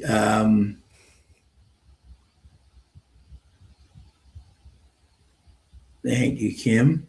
Libra Boy's got 7-9 with 7-9. So he definitely is on the 7-9 train. Bobby's got exacta box 4-9 with 167. Good luck, Bobby. Yeah, this is again is an interesting. I'm your man. No one has love for my 2? No one out there likes the 2? Really? I know. Okay. Trader, I know. It definitely has the buyers to be more than competitive with this group.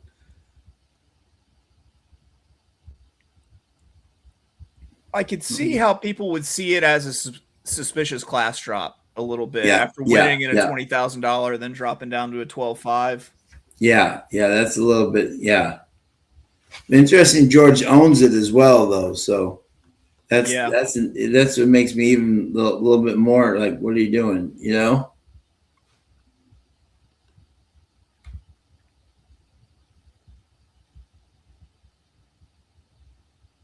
Yeah, the seven doesn't run at this distance much, but he's 5 for 5 in the money with it. Yeah. That's an interesting stat there. Kyle Graves has got 2, 6, 7, 9. That's kind of how I saw it. Yes, Jenny, the 8 scratched. Yep. The 8 has scratched. Yeah, that's a late scratch. By the way, I put it on Twitter today. Is anyone off to a hotter start in their first training career than William Walden? My God, that kid is just his barn is on absolute fire. Yep. Good Lord. That kid is just a trainer, And he doesn't, it's not like, Miguel Clement, who came out from a hot start whenever he took over for his dad. It's not like he had that sort of, barn set up for him, ready to be handed down, kind of a succession plan. Like the William Walden, seems like he's doing it on his own, and he's doing it really well.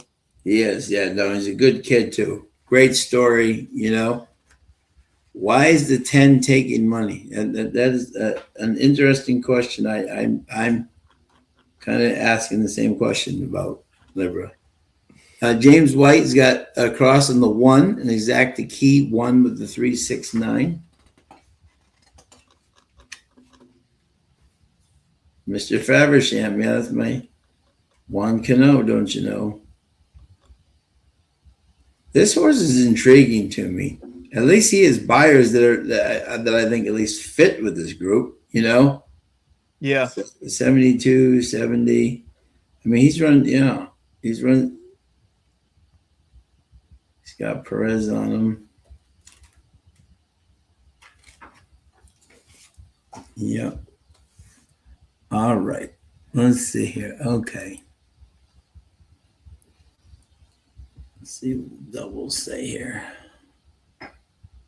The doubles are strongly saying the 9 Highland Creek. But I don't know if I like that. Yeah. Because Jansen won impressively on this horse, but that was against state breds. Now you're running against that. This is against open. Yeah. So I don't know if he's going to, Last attempt against open at the same price ran a respectable second, but yeah. Let's see. I'm trying to see what the Delta Mile, which, tougher crowd there. He would going up against Touch Upon a Star. That's the only other open competition I can see, and it's kind of the same same result. Just, fourth, a decent fourth out of a field of 7, but still, not great going against anybody who's not all right. Red. I've got our play here. Yep. Jenny Max got exacta box 1369 to win a place in the 1 and the 6. I am going with James and Jenny, and I am just going to do. I think these odds are ridiculous because I said that I remember Mr. Fabersham when he was just starting in New York and everything, and I think this horse could get this group at a thing. Uncle Sully's in the house. Hey, Uncle Sully. What's up, Uncle Sully? Good Cat's got 3, tri-key 3 with 1, 2, 6, 7, 9. I just went 4 across in the 1. I think this horse at 13 to 1 is just representing value. And I'm hoping a lot of the horses up front kind of quit. You know what I'm saying? And this guy can get going for us, and get a valuable price here for us. Hey, tie yourself to a rocket, why don't you?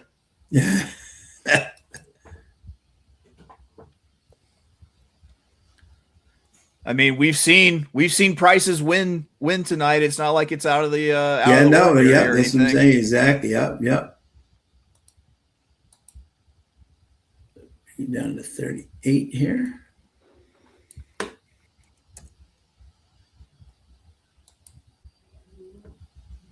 All right. We're getting to the gate now.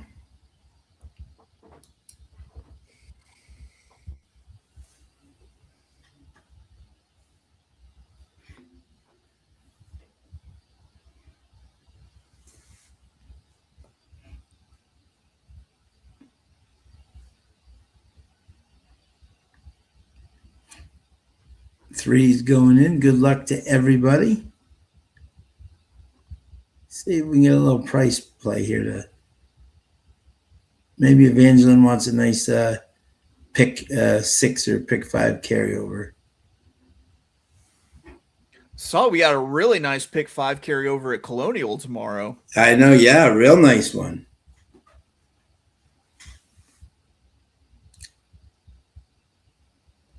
They're all in line and they're off. And everybody seems to be going for the lead on the outside here. The 10, the 9, the 7, the 2, the 6, and the 1's kind of sitting in there. But it will be the 10 who will take over the lead on the front with the 7 right sitting behind, 9 right there. We got the 3. We got the, I don't know who the other 3's on the inside there. Stalking, we got 3 horses stalking 24 and 2. It's a fast track tonight down there. Even the 6 is going up with the 10. Take Charge JJ 3 to 1. Hidden Profit 21 to 1. Highland Creek the 4 to 5 favorite. All sitting right on the top there. Be interesting what the half is here.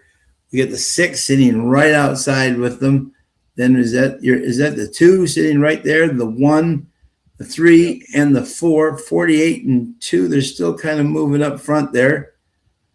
As the 10 still is going up front. The 9 trying to make a move out there. The 6, Hags looking very live here at 8 to 1 versus these 2, but the 10 still taking charge here.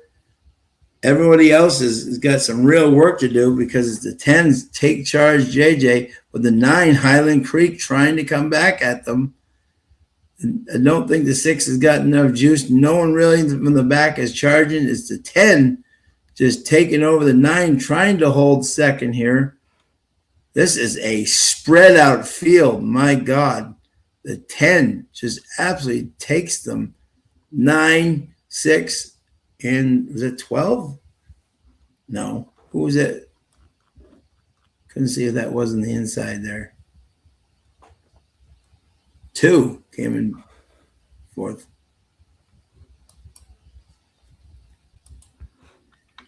Wow. Let's see. Lieber Boy asked, why is the 10 taking money? Apparently, that's why. That's why, exactly. Wow. And that was just exactly. But hey, Steve D'Amico, yeah, book him Dano tomorrow. Race 7 at Monmouth. Getting a little. So he's appealing, Jenny. So he's got like a week and a half where he can ride, and then he's got to. The appeal process takes, I think, like 10 days or something like that. It hasn't had his appeal yet. I think it's like early next. That's why he can ride this week. He's riding at Parks and getting disqualified still because they haven't had his appeal thing. That's not going to help him, by the way. The Parks thing is not going to help his case at all. But I believe it's early next week. He'll have his appeal process, so he can ride while he's on appeal. Groundhog, what's up, bud? That was not a good morning line for the 10. What was the morning line there? 20-1. Yeah, 20-1. Yeah. They knew.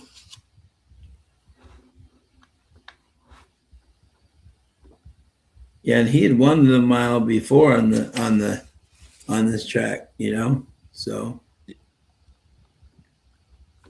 yeah, and by the way, morning line, that was off that Groundhog, that was for turf. So he probably would have been 20-1 if he would done the turf. So that's the race was off the turf. Groundhog may have just gotten here with us. So it seems, well, except for the race that completely broke down where we got the huge price, it seems that speed is pretty good. I'm not seeing anybody like really make up ground once again, excluding the race where it blew up.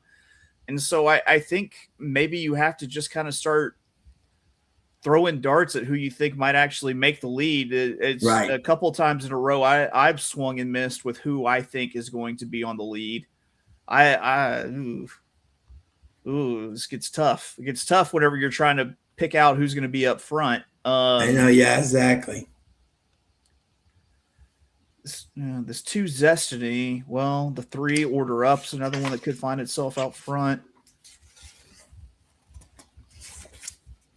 We got a Harry Hernandez sighting again. The king of turf, the turf paradise. Harry Henderson goes back and forth from turf paradise to Louisiana. Old turf paradise. It's been so long since I've played a turf paradise race. Yeah.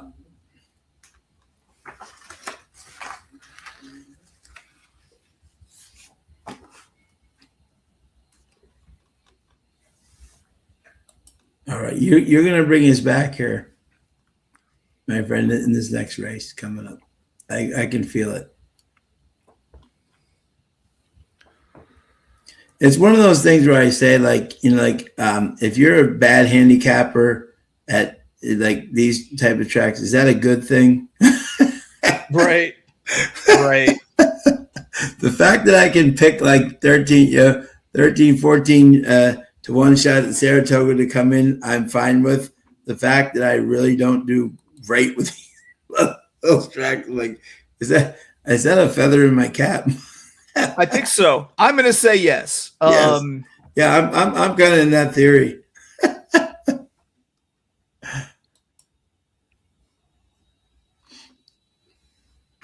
Doesn't help my account much, but other than that, I'm just saying. But it is funny. We have a full field of 9. And you know what's funny? When you froze up, Chase, I was saying to everybody, which is funny. Everyone always says to me, which pools are always the biggest? And it's Gulfstream every summer. It's not Saratoga. It's not Del Mar, because they have 10 to 12 horses in every single race.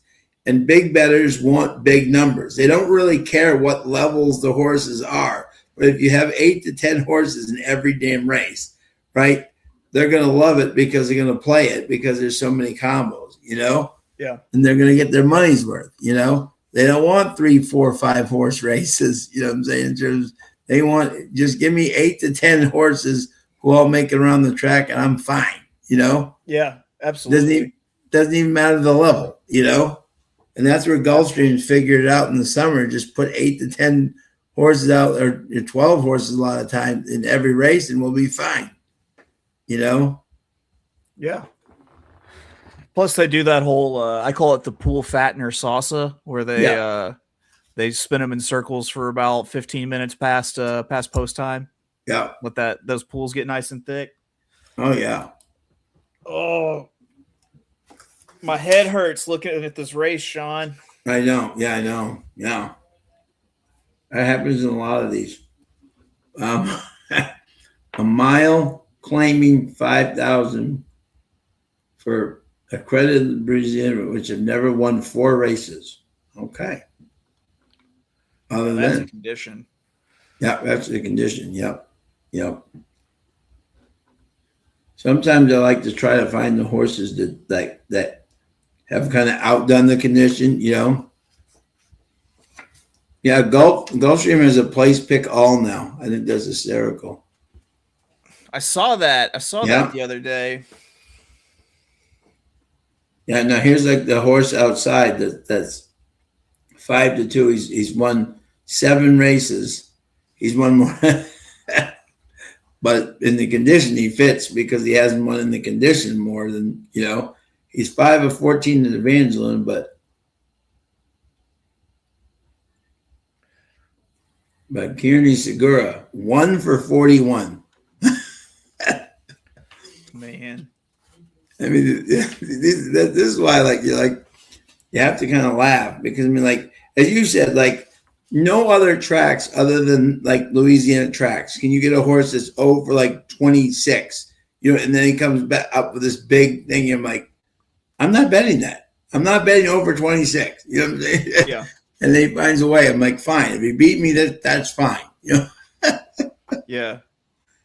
Man, so when I look at this, my eye is drawn a little bit to the number 3 order up, who I think could be the speed here, but the problem is the horse hasn't, we see a 62, 59, 69 buyer.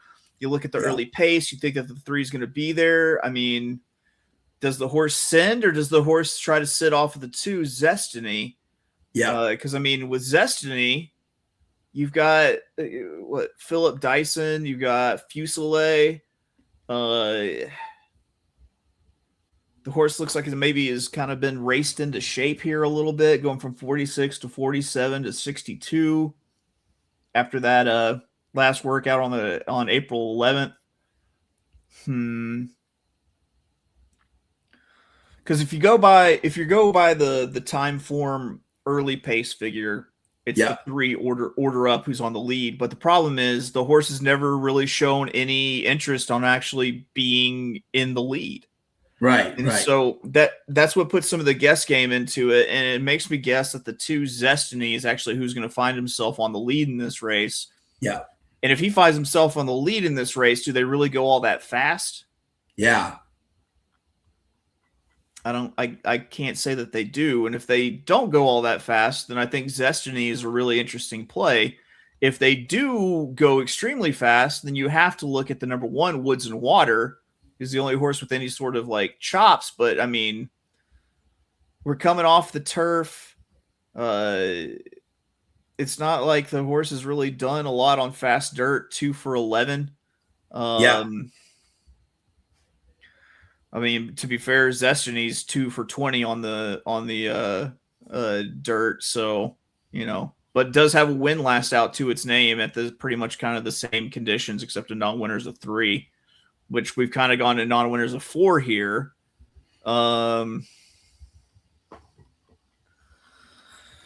This is just one of those times where I just want someone to just tell me, hey, let's crowdsource this. What should I do? Tell me, folks. Yeah. Exactly. Anna likes the 8. Okay. There you go.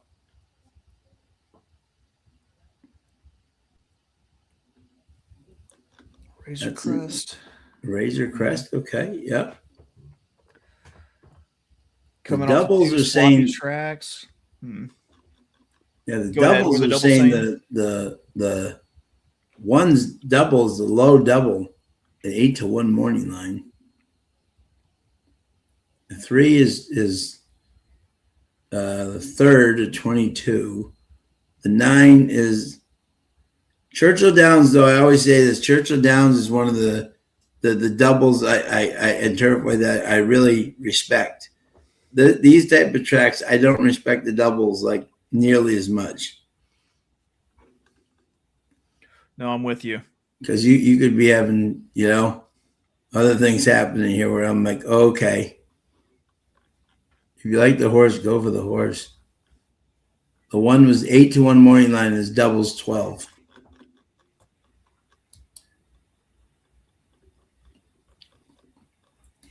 Some of these races just, Yeah. Let's see. What are the odds at right now on the see the two horses that I kind of like here are sitting at 9-1 and 7-1. The two horses that I think could be out front leading this thing. Does this really go as fast as we're thinking? Yeah, I know. Yeah, exactly.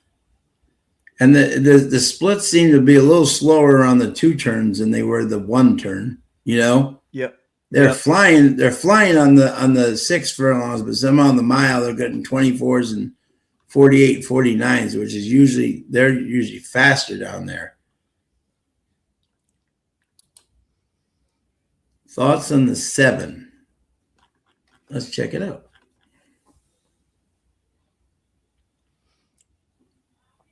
I kind of liked the 7. The 7 could be in play for the pace early as well. But I mean, does he definitely go? I mean, he went from the outside post going the same distance last out.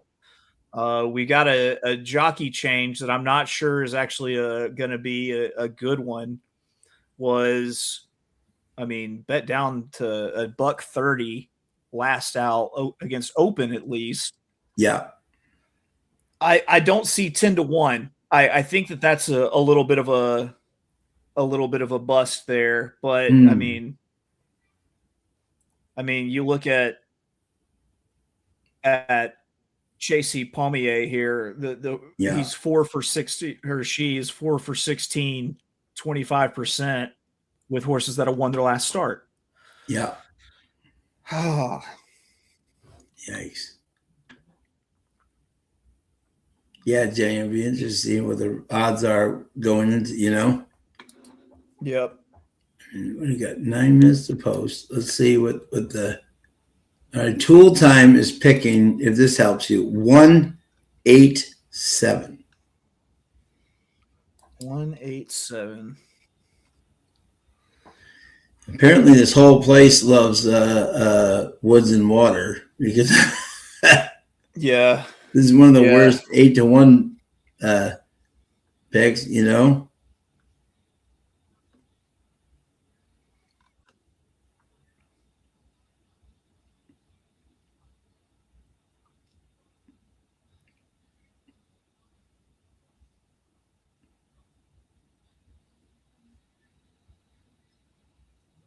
That's crazy. You know what's interesting with this horse Zestiny is 2 starts back, almost 13-1, wins it. Yeah. 1 start back, last out, 16 bucks, 16-1, wins it. Yeah. We got the same connections. We got the same jock. The difference, though, looks like he caught a slow pace in both of those. Yeah. Now, if this 3 order up doesn't go, then like I said, I think you could see Zestiny out front. And if the horse sees another kind of slower pace, what's our bankroll at? So 38. Oh, let me put it up here. Sorry. I will put it up here. We're at $38.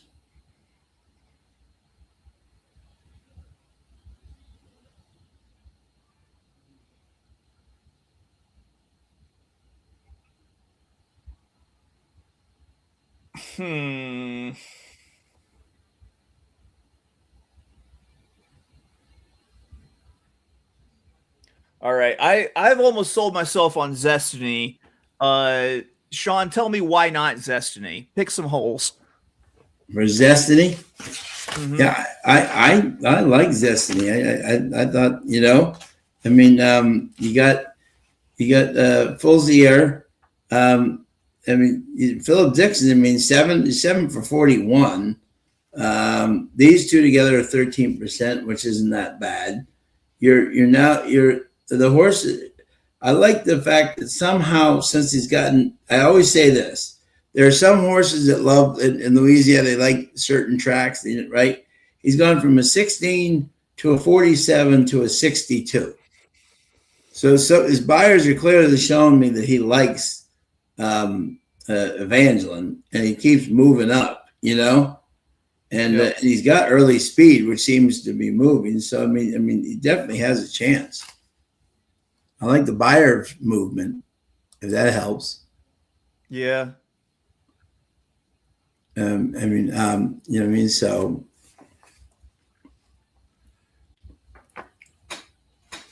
let's see, does Run for Justice go, do we think? You know what? I've sold myself. I'm going to go with Destiny. My official play here is going to be, if we're at $38, I'm going to go $6 across the board on the 2 Destiny. Okay, I like it. Okay. There you go. Let me put that in the board on the comments here.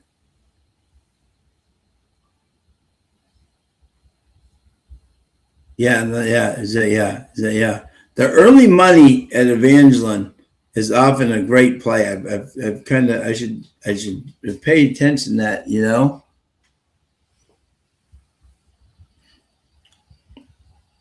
Exactly. There we go.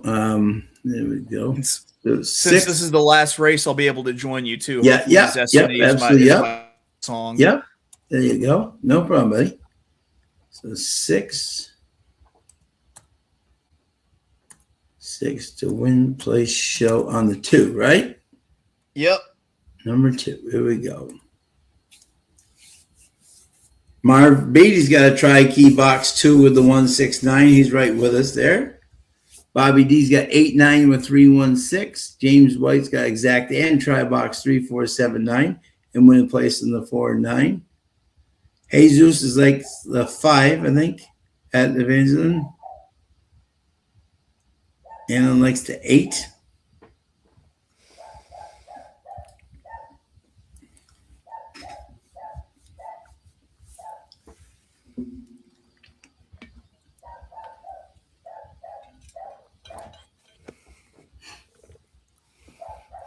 There you go. Looks like Marv is with me here. Try key box 2 with the 169. So someone else outside of you and I see it with the 2. Okay. That makes me feel a little bit better. Yep. I think that's tremendous value. And the way that the speed is, you got to be close, but not ding donging on the front end. And that's where this horse seems to. And I love the buyer numbers going up. That's at least shows that shows that he clearly did not like Delta at all. And then all of a sudden got here and said, "Hey, I kind of like this track."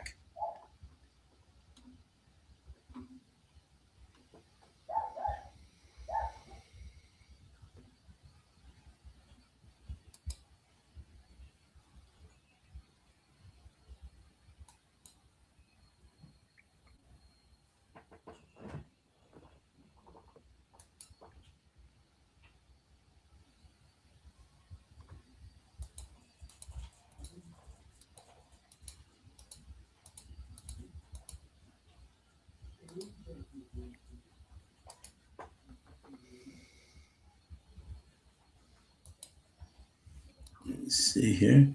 Marv loves the 2. There you go. I like that, Marv. There we go, Marv. I'm a fan. 4 minutes to go. They're on the track. I'm a fan of the name Marv. That's a good name. Just everyone needs. Yeah, the 2 minutes. Everyone needs a Marv in their corner. Exactly. Great Marv Levy. Yeah, it's like having someone with a nickname. Every man needs a friend named Cool Breeze. Everyone needs a friend named Marv too. Yeah, I like it.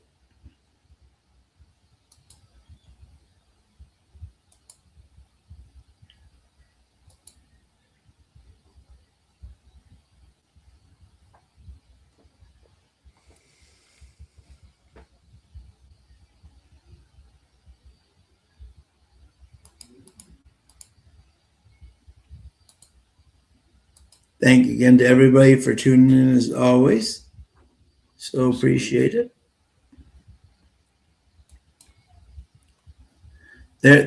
I've always said there should be some track that looks at like this time period and says like what, a bigger track, it says we could really cash in this, Yeah. Woodbine usually is at 5:00 and they do very well, when they're at 5:00, but I guess because of their construction and everything, they're at 3. Well, you said after the King's Plate, they'll get back to. Yeah, they'll get back to 5. Yeah, exactly. Yep. But it's funny how there's not a lot of tracks, 1, 3, 9 are the early betting double favorites. Yep. Let's see, what's the will pay on 1 minute to post.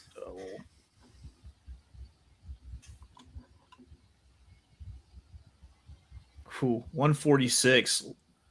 Second longest shot on the board if you look at the will pays for Zest. Yeah, I know, yeah. But again, down there, I'm like, Yeah.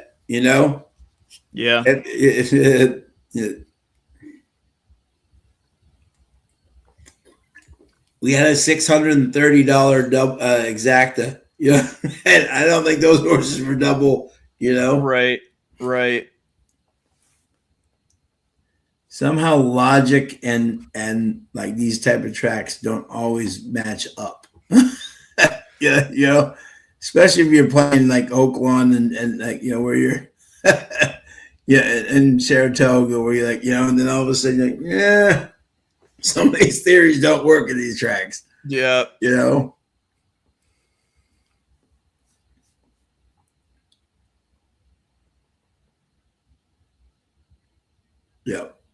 J Max got exacta box 1279 and winning place in the 2 and 9, so she's with us. Libra's got 3 to win and place in show. Good luck, Libra. We're on race 5, young.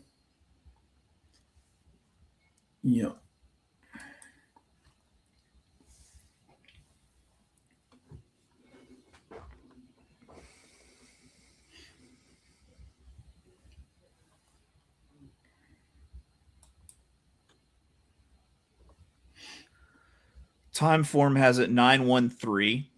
913, yep. Let's see what our boy the Formula had to say about this race. I'm pulling up his little sheet. Yeah.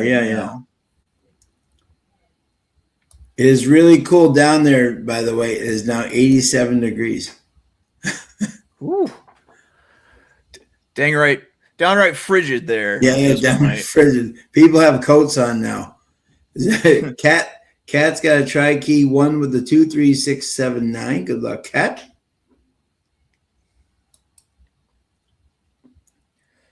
Our boy the Formula has it 671. Louisiana Boss, a horse that no one even talked about. Wow. Edward, where in the world is Santiago?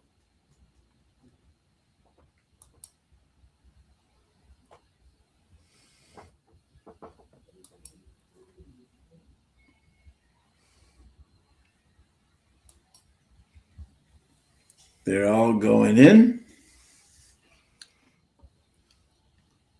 The 9's now in. Good luck to everybody. And they're off. And everybody going out for the lead here early. We got the 3, we got the 2, we got the 7, we got the 9. That's the 5 in the middle there. We got everybody going. Do a little bit of a trip there, but we got the 3, the 5, and the 7 all going up for the lead right now. The 9 sitting right outside. The 2, the 4, the 6 are all right there. 24 and 1 is the quarter, and the 1 and 8 are going to be doing their running late. As Order Up at 4 to 1 is trying to take them wire to wire with Infinitesimal at 34 to 1, trying to shock this group off the track. The 7, Run for Justice, sitting right behind them. Then we have the 4, the 9, the 6, the 2, 47 and 4, the 8 and the 1, and still the 3 at 4 to 1, but company is coming as the 5 is trying to hold on, but seems to be fading a little bit. The 7 and the 9 are all coming up, and the 4 is in the catbird seat. If he has any horse here, down the stretch they come, and it's the 3 still in the lead. We got everybody trying to charge here. Once again, the 1 trying to come from the back. We got the 9 trying to take over the 3, the 4 on the inside, the 7, as Pete would say, who do you like here?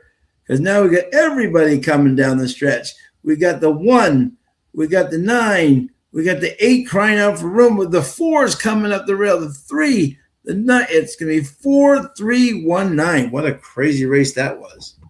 36-1. Good Lord. Welcome with $116 double, folks.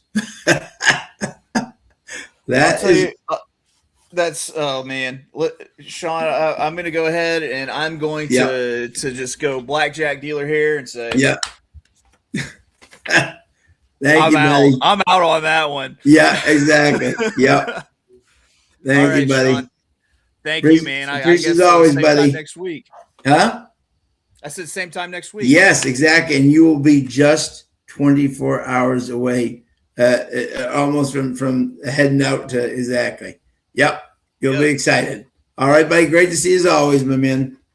Take it easy. Yep. James. Our man James. Look at this. Look at this, man. 3, 4, 7, 9. Winning place in the 4, 9.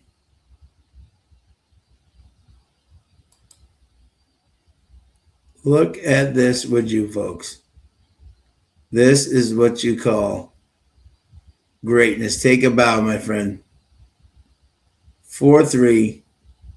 Did the 9 get third for you? That'd be incredible.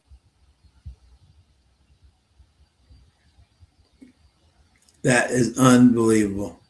4, well done, sir. That is a major. That deserves a clap. That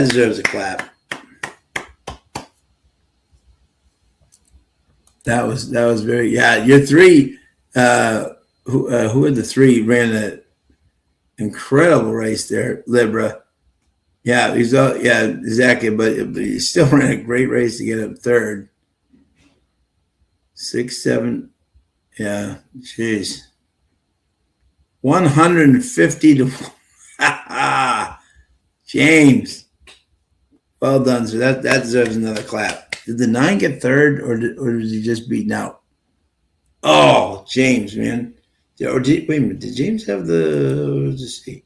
Oh, he didn't have. Oh my God, James, that trifecta would have been incredible, man. But that exact is awesome. That is love.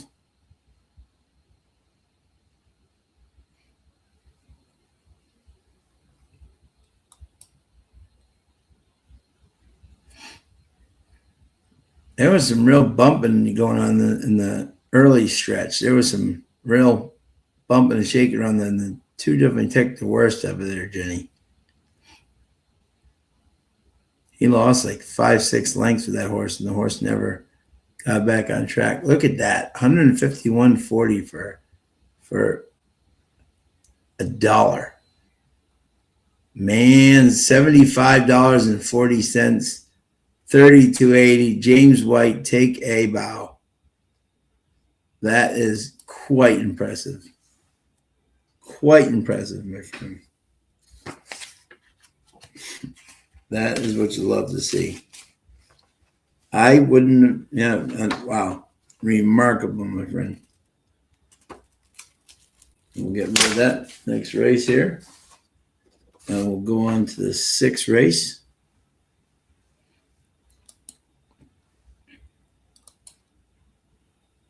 Bearded, yeah. This is a tough track to play at times, man. If you hit, you can hit big. And that's the great thing about it. But man, some of these tracks are like, whoa.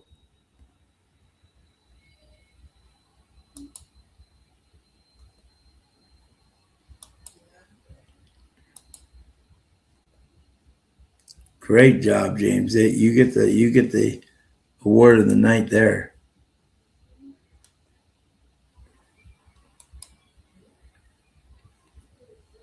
We got 3 races to go to try to get back, though. I obviously don't see this track great, but we will certainly try. Hey, Jay Worm, how are you, buddy? Great to see you. Yeah, he had a fabulous hit. That's amazing.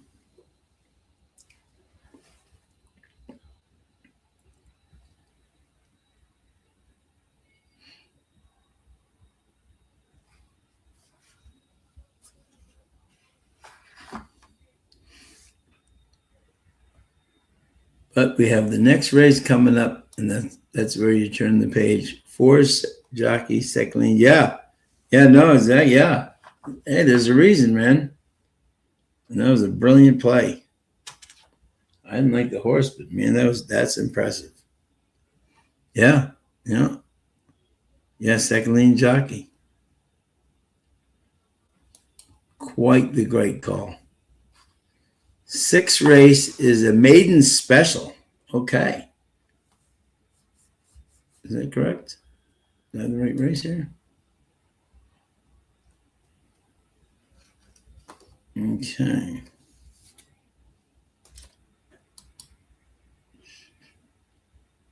Off the turf. State breds. We have the 3 and the 7 are scratched.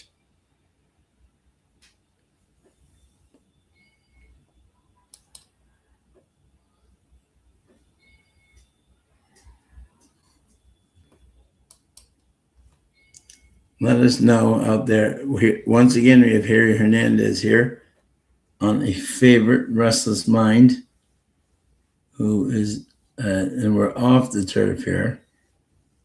Harry, June 5th, we may have been, were we on? No, we weren't. Okay. Harry Hernandez, Shane Wilson teaming up here again. Play on player is interesting. You're in one race. Interesting. Okay. 14th, but interesting. May's Majesty coming off a interesting race here. Yeah. Yep. Yeah, great clue, Lloyd. Absolutely.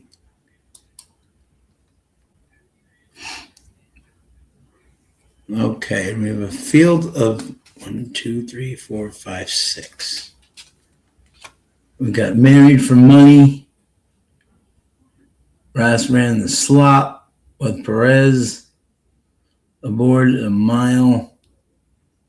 Closed well at 60-1. Blinkers on for a trainer who doesn't have many numbers with blinkers on, so you really can't do that. Restless Mind. I mean, look at Restless Mind's like buyer numbers: 44, 55, 30, 42, 50. He's 34. He's all over the board. So, I mean, I don't know if I'm like totally gung ho on that one. Showing Nola is scratched. The 4 play on player, Michelle Lavelle. This was actually ran in a $100,000 race at Fairgrounds. So someone thought this horse might be able to be a runner, but really hasn't played out that way. But interesting. But did run against 100K stakes race at Fairgrounds. Just flattened, but this group is not that group. So the 5 just minked me. CJ McMahon. This horse ran at Fairgrounds 50-1. Oh, this is Brett Calhoun. Look at Brett Calhoun, 18 for 45. Formerly trained by Alice Cohen. 14% first time trainer. That's interesting. 6-1. May's Majesty. coming back off the 44, 45. Again, this horse is as the buyers aren't like, no one's jumping off the page buyer wise here. Mohine Metal Scratch and Britannia draws in, and Isaac Castillo gets the ride. Okay. And he ran a Delta Downs. His buyers are interesting. Harry Hernandez, for Win a Lot Racing, but Andy Rogers 0 for 17. Wow. This is what you call a challenge. Naira is showing Del Mar on Friday, my friends. Yep.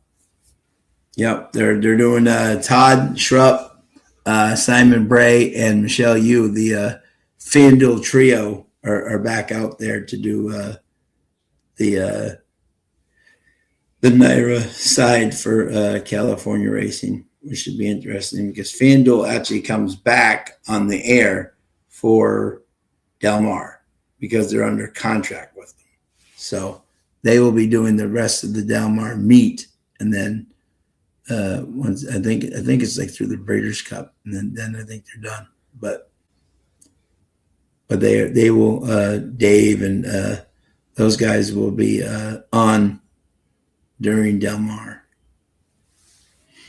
But yeah, Naira is showing Del Mar for sure, and they have a whole bunch of promotions and everything going on. Because Fox has bought 40% of Naira bets. So they're not just showing races to show. They're actually invested into the game, which is something that it definitely needed. So that is great to see. Hope people can still run the ball with that. But great hit. I'm leaving James hit up only because that isn't. People are just coming in for the last time to see that. That's awesome. Love to see that. We got 11 minutes till this maiden special interesting race here. Jockeys are just coming out now.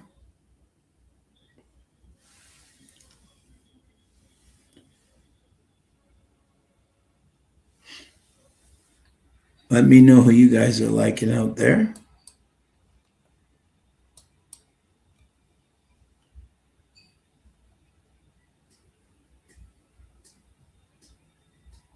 Yeah. Yep. No doubt, Lloyd. Yep.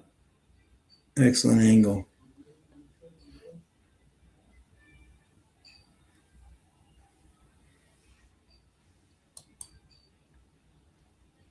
See who Timmy Toole likes here.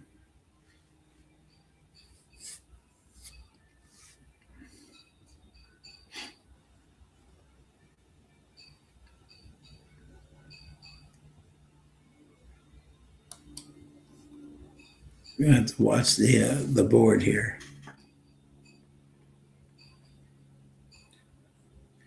The Restless Mind stays at 9-2. That may be worth a exact there with Harry the Houdini Hernandez.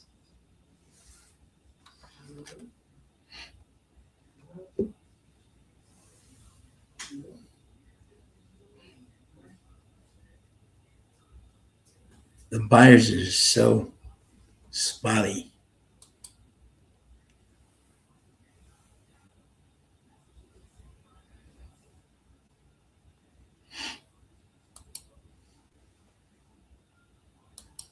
And where are we at? Yep. Let me update the banner there. Okay.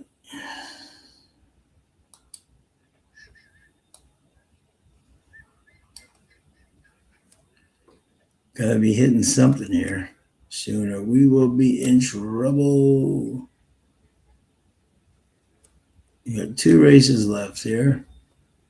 3. We got 3 races left.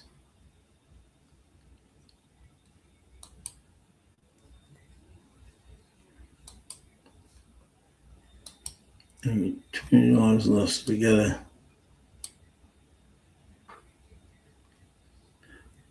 Anna's got chalk 246.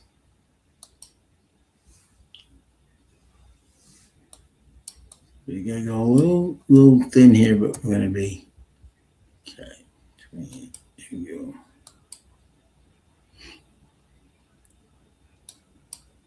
go. All right, so we're on the struggle bus here for sure. Officer makes it tough for me. Yeah, no doubt. Yeah, this race was one of my easiest races of the day, and now without it, it just makes it totally different.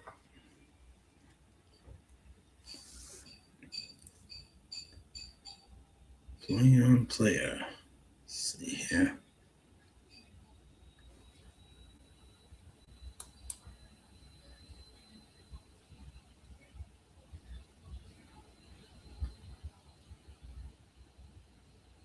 Still 87 degrees down there, and that's amazing. That is amazing.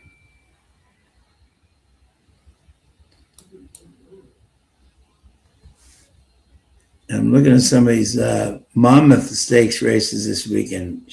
Absolutely huge. Absolutely huge. Well done to the and also shout out to my man Dan Torsman for getting a great award from Monmouth. Well deserved. One of the genuinely nice people in the nicest people in this industry. Great to see. Good to see good people awarded for their hard work. Flavian's at Monmouth this weekend, riding program trading. Just a Touch is the 8-5 favorite in the United Nations. That should be an interesting race. Uncle's Gold, Echo Lane. That's going to be actually quite the race to watch. Hey, Cliffy, how are you, bud? His top picks are 1, 2, 6. Tanner and Lester has a $5 exacta box 246.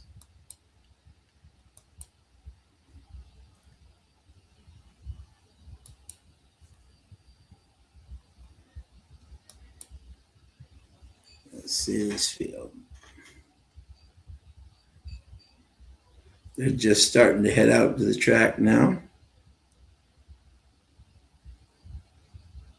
We have $28 left. Okay.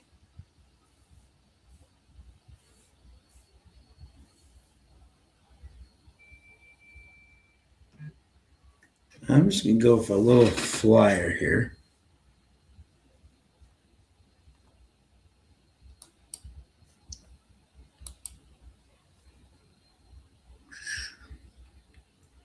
And again, thank you to everybody tuning in. We definitely appreciate it. We wish we had some higher tracks to do for you, but if you're winning, you're doing well at these tracks. That's the great thing that I love. I hate when people say, why do people bet the small tracks? If you do well at the small tracks, of course you're going to bet it. Why wouldn't you? I have a couple of friends, anytime, Corey, my friend. That's the thing I hate when people say, like, I have one friend who kills it at Chucktown, right? I have a real tough time in Chucktown, but he kills it. Why not play the track? If you see it well and you know what's going on and you're winning money, why not play the track? Why play other tracks if you're killing it? I don't care how small the track is, and if they're running $5,000 claimers all night. If you see it well and you're doing well, play it. Why not? If you see, James White is trying to, after a huge score, Exact didn't try 8 with the 1, 2, 4, 6. Like James, good luck, my man. Yeah, but I always hear that. Like, why does that guy play? Hey, man, if you can see the track well, that's your favorite track. Play it.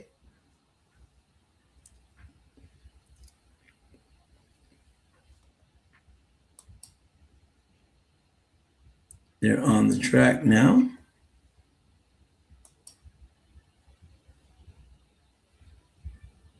1 mile on the main track. And you can tell they're not taking too long tonight with the temperatures and everything. Nobody wearing jackets down there. Those safety jackets that they wear must man, how much? All right, Jay Worm's got exacta box 248. Good luck, bud. How much must those safety vests like feel at like 87, 91 degrees? Man, those things have got to be. I mean, they need them, but I'm saying, wow, that has got to be hot. Outriders are the most. It's amazing the job they do in our game.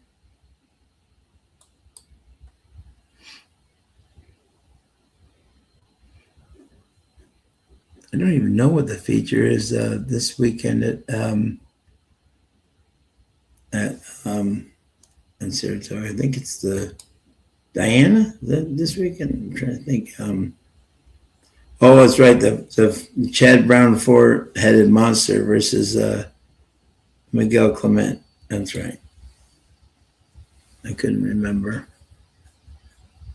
Jay Worm, have you been to any of your tracks lately? Out there? You've been to the Valley? I think you're close to Miami Valley, if I remember right. All right, so I'm trying to think of our bet here. Yeah, we got to pick a winner here. I have a weird feeling. I'm just going to go. You got Harry Hernandez here.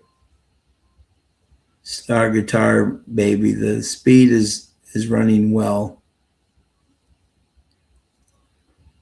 Trying to think if I go, because win place is not really going to help in this situation. Let's see what we're dealing with here. All right, I'm going to swing for the fences here. I'm going to do a $2 exacta 2-all.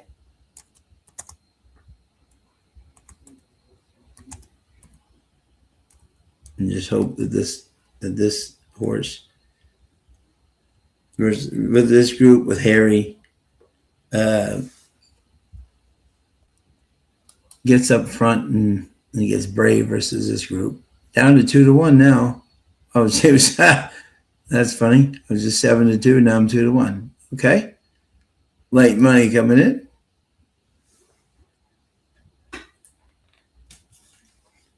Jenny Mac has got exacta box 1, 4, 5, 8 and winning place in the 5 and the 8. Good luck, my friend.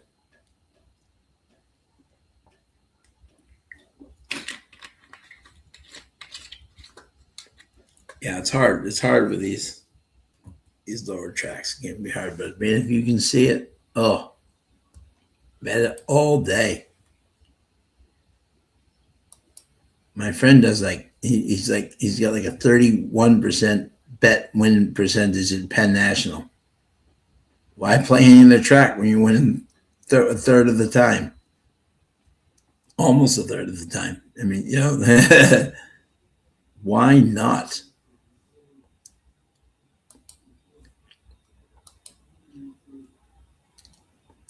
Is anyone going to Del Mar? Is anyone going to Saratoga? Is anyone going to any tracks coming up? Any trips coming up with the racetracks? Or are we all in summer mode with the vacations and stuff, which is admirable in itself? Nice to have all the wagering things. You can take it with you. Still watch the races.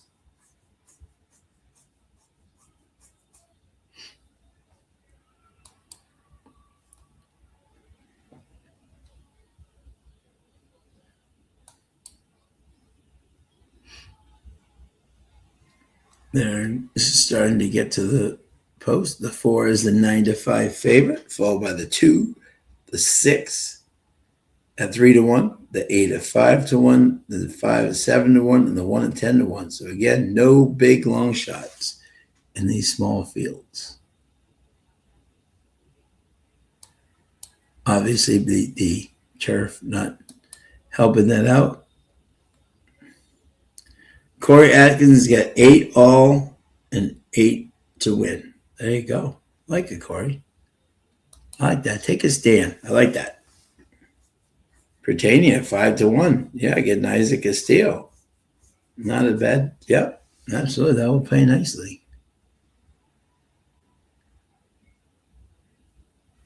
They're coming into the gate here. It's going to be an easy race to call. How about my boy Junior Alvarado last week? 3 huge wins at the Horseshoe Downs last week.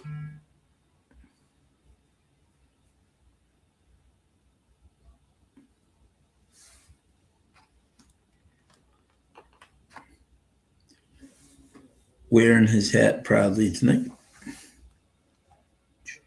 All right, we are all in the gate.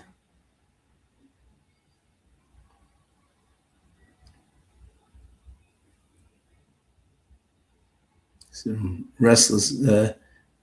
Il Safati, the 1 missed the break by a little bit there, but it's the 2 going out for the lead with the 5, the 6, the 4, the 8, and the 1 after his tardy start can see them all, but is the 2. That restless mind at 2 to 1, trying to take them wire to wire. You get the 5, the 4, the 6, the 8, and the 1. Going around, waiting for the first quarter here. See how we're doing 24 and 2 as restless mind continues to take the lead. Play on player is right there next to him. May's Majesty right on the outside. Just Make Me, the 8, and then the 1 can still see them all. The 2 running a comfortable race up front so far. We'll wait for the half here, but he's still leading. The 4 and the 5 flanking him right off there with the 6 right out there too. The 8 and the 1, 48 and 3. Not a very fast pace here so far. So the 2 is not gone too fast here. The 4 trying to keep up with the 2 and the 6 not letting them go. The 8, the 5 is falling back, and the 1 down the stretch we come. The 2 still keeping the lead. The 4 trying to press. The 6 on the outside. The 8 trying to make a move at 7 to 1. Down the stretch they come. The 2 is still leading. The 4 is trying to hang on here. The 6 on the outside. Down the stretch they come. The 4 is all over the track, but the 2 is still staying. Can we get someone to beat this 4? No, we're not going to, because the 2 wins going away. And the 4 comes in second. Oh, man, I couldn't get a bomb behind. But, hey, making 2 to 1 look like a gift there. I got $14 back. Yeah, I didn't like the 4. I was hoping the 4 would fade, but no one else caught him. But, so it was 2, 4, and let me see here. Love that too. And if you saw the connections, the way they were dressed, that horse was ready to. I should have just bet him win in place. Well, that's okay. Tried to take a chance. I didn't like the 4. 2, 4, 8, 5. So who had the winners there? Let's see here. Thank you, bud. Yeah, it beats losing. Yeah. No, I agree. 2 is way the best. Yeah, exactly. James White had an 8 all 3. Corey had an 8. Let's see. Jenny had 5 in the 8. 8. Yeah, no, okay. Should have just played my, yeah. And then, yeah. J Worm had 2, 4, 8. Good job, J Worm. J Worm gets the win there. That's exact. James White had the 8 on top. James, is that what you had there? Just trying to see here, my friend. Tanner has the exacta box. $5 exacta box 2, 4, 6. Nice job, Tanner. Tanner got the exacta 2, 4, 6. Well done, my friend. Cliffy Shade's top picks were 1, 2, and 6. Bobby D had 1, 1, 6, 8 with 2, 4. It was 2, 4. And Anna like chalk 2, 4, 6. So she got it there. exacta paid, so we get 1560 back. I don't know. Beats yeah. So we got $1.60 back. Okay, so 1560. I should just played winning place. But that's all right. Still, yeah, 2 blew them away. Much the best. Yeah, no, I like that too a lot. But I didn't think the 4 was going to hold. And look, for a second there, I thought the 4 was absolutely packing it up. But no one else could catch him. That's the worst feeling when you're sitting right there, your 2's loaded, and then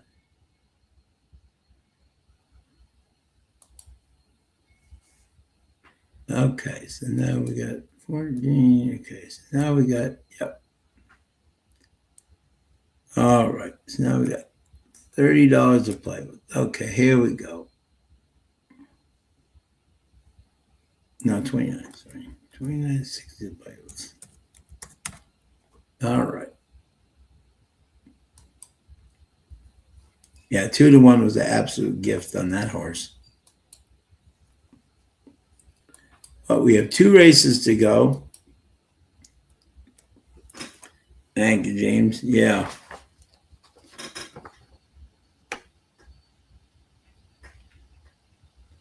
Yeah, no, right. Yeah. And Lloyd, that's one of those choices like earlier, like where if I'm winning, like, I was trying to, let me see. Yeah.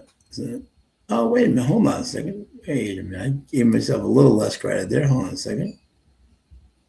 $10 playing paid. Yeah, I'm sorry.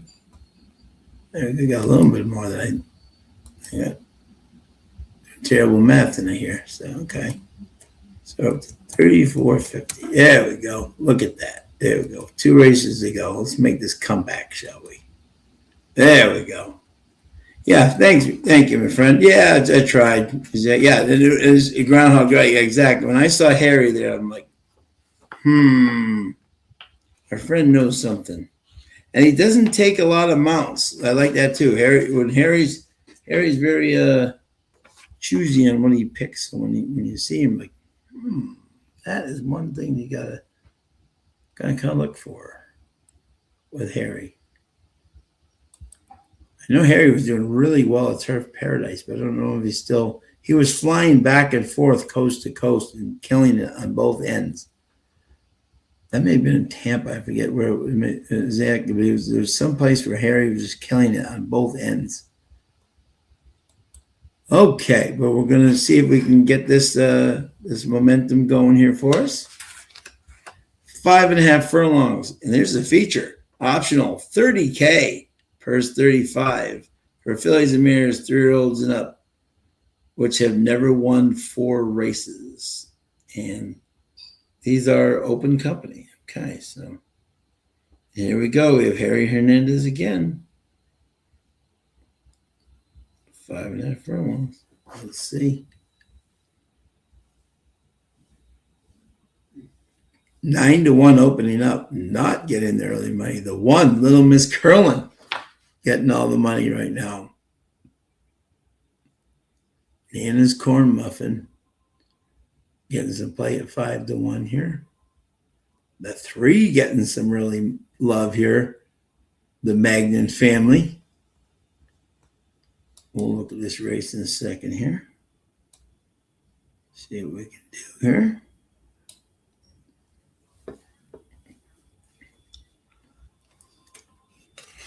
I don't know if you saw it, Groundhog again this weekend, right? It's amazing. Whenever our buddy goes out to see Junior, he was at Horseshoe. Junior wins 3. It's ridiculous. When Brian shows up, Junior does well. It's amazing. He is his good luck charm. All right, so we have 5.5 furlongs, open company here.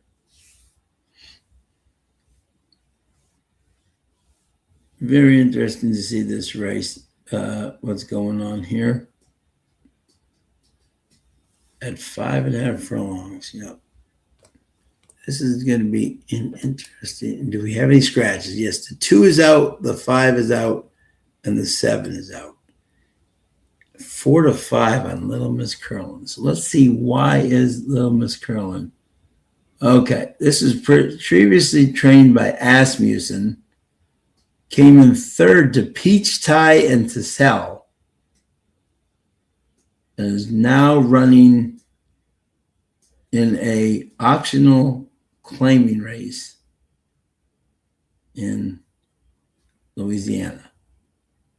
That's with a trainer who's 6 for 11 with 2 seconds and 1/3. I mean, am I missing something here? Why is this horse here in this spot? Very interesting. Came into Peach Tie and to Sell. Faded, but still. Wins a optional 150,000 at Oaklawn and ends up at Evangeline in this spot. Interesting. Yeah, the 1 definitely seems to be the class. Yep, absolutely, Lloyd. So true. 1 definitely seems to be the class here. Interesting. Yeah, we got Riley, and horse has only run twice at Evangeline. Let's see what. Yeah, I'm intrigued by a horse here because we look at the field here.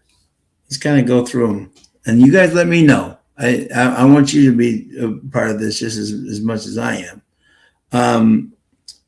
Yeah, the 1, obviously, I mean, look at her class, 5 for 7. I mean, and at Fairgrounds and Delta absolutely destroyed everybody. So, I mean, like, you would think this trainer is only 38% off a layoff. So 33% in sprints, 36% in allowance. I mean, what are we doing here? Wow. Yeah, okay. And then we got the 2 that's scratched, right? So that takes speed out for the 1. Then you have Verlaine's an interesting horse. This 3 to me is an interesting horse here. See what the doubles are saying here.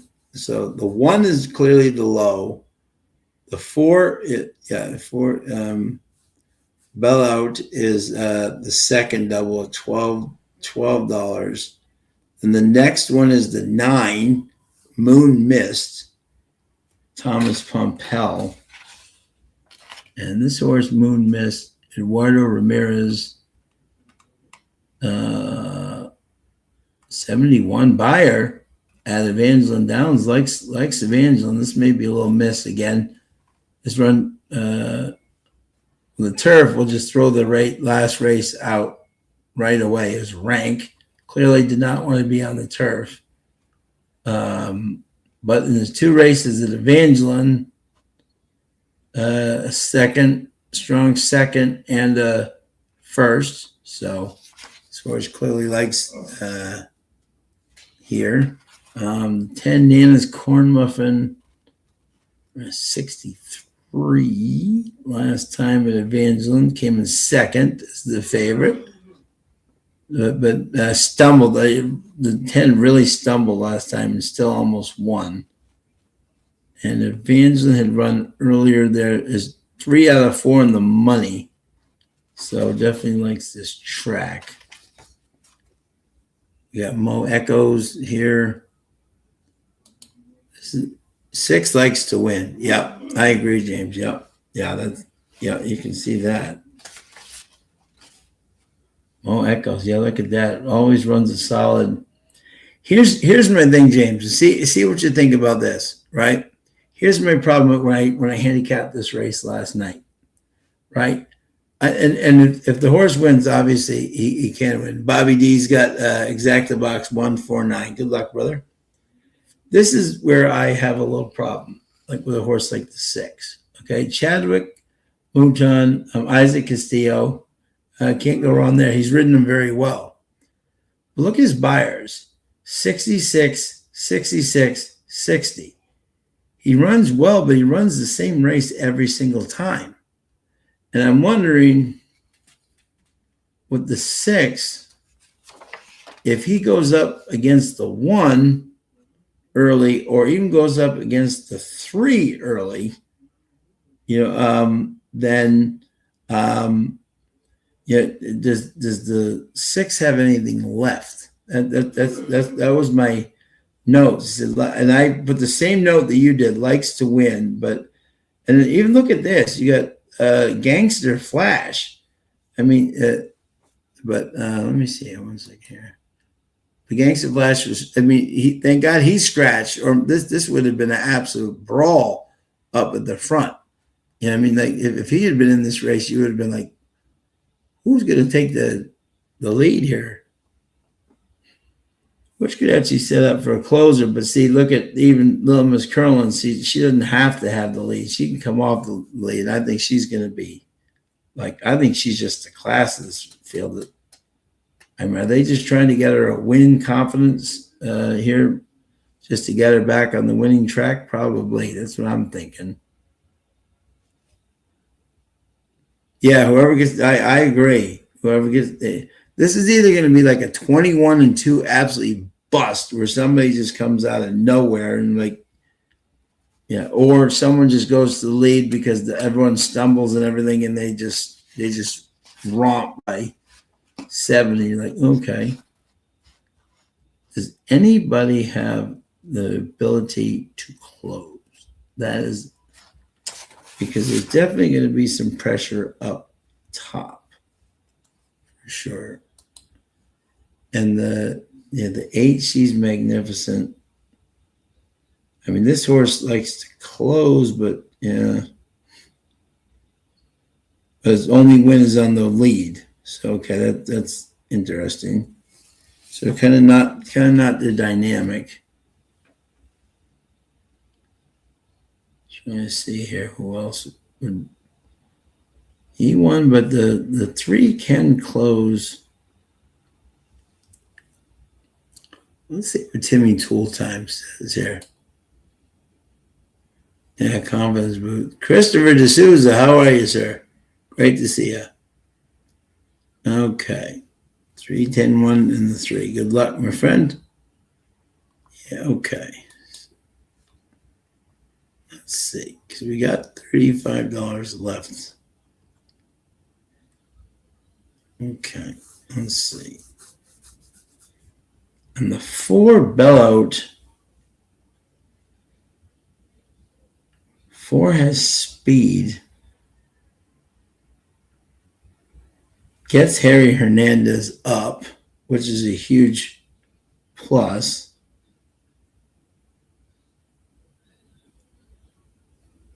$73, $67, $80. Like they're buyers. Like in this group, the 4's buyers are closest to the 1.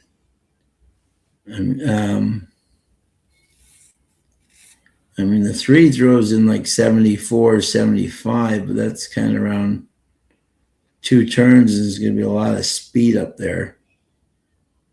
So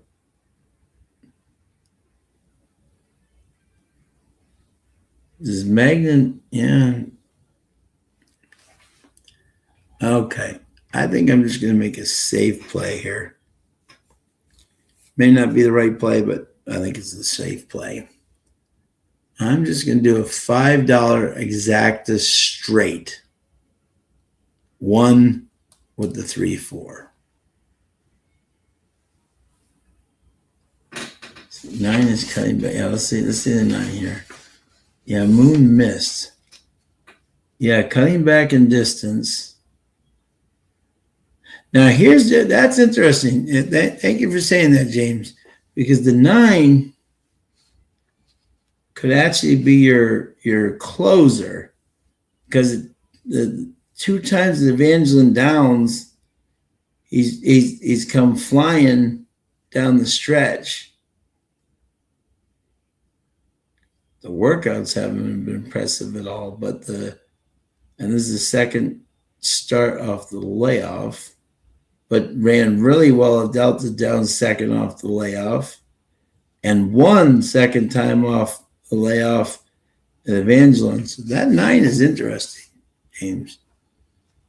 I just don't think the 9 is going to be. So you know what? I'm actually going to change my bet. Let me see, because I think this is going to be the way we play this. 3, 4. Okay. 4 and 9. I can dig this. Okay. If I lose, I lose. Okay. I'm going to do a $5 exacta straight. $5, and what I'm going to do is I'm going to do $5 exacta, and I'm going to do 1 with the 3. Oh, let me put that right there for you. 1 with the 3, 4, 9. And just straight, the 1 has to win, and then the 3, 4, and 9 are behind there. And that's going to be my bet. I think the 1 is definitely the horse to beat. I'm going to put that's a $15 play, and that will leave us almost $20 for the last race.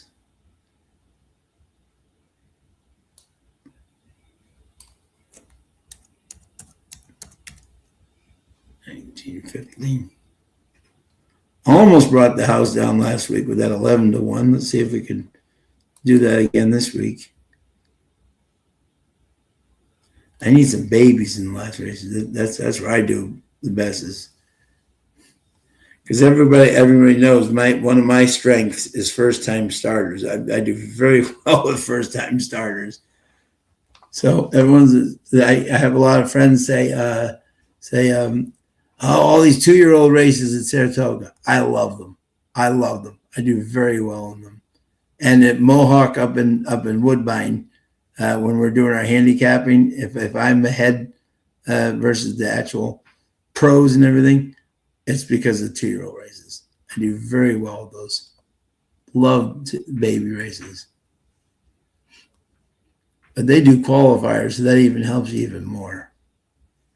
All right, let us know who you like here, my friends. 3 minutes to post. And we've gone 1 over the 3, 4, 9. Let us know who you like. Also, this weekend is a big the Woodbine Oaks up in Canada. They got the Woodbine Oaks this weekend. The preview for the King's Plate coming up in just less than a month from was yesterday or today? Yeah, we're only a month away from the King's Plate. Unbelievable. Always look forward to getting up to see my racing family up there in Canada. Cliffy's got top picks 4, 6, 3. Good luck, buddy. Jay Worm's got an exacta 1, 9. Tanner Lester's got exacta 1 with the 3, 4, 6. Like it, Tanner. We can both win. Love it. Groundhog, my man's got a $5 exacta box 10 with 4, 9. Saying spin, you have no idea what you're doing. Like it? That's what's great about racing. I love it. There's no bad opinion. If it's yours, it's a good one. Go with it.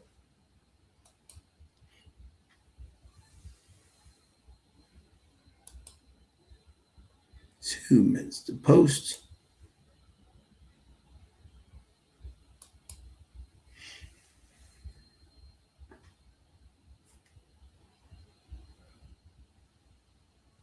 Getting towards the gate here.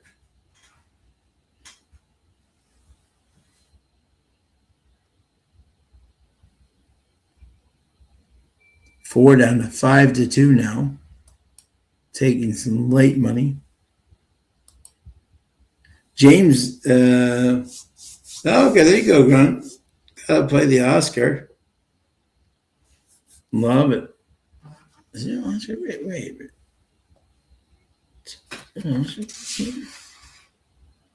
Yeah, the Oscar before. Yeah, exactly. You have to. The Oscar, baby. Love the Oscar babies.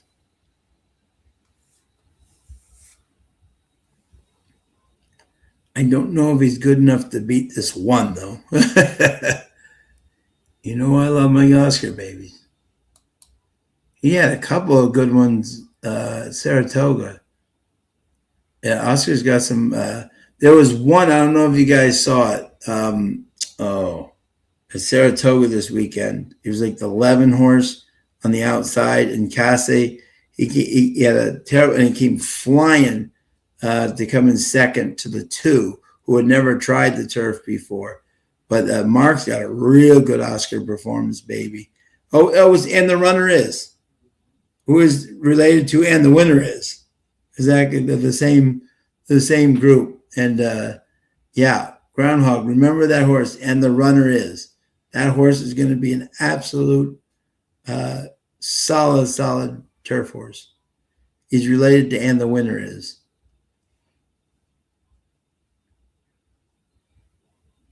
So, yeah, I had him across, though. He ran well. But for a first time, Groundhog, that's a good, that was a hell of a first race. Almost more impressive than the winner. We're almost to the gate. Here's the Oscar baby on the screen.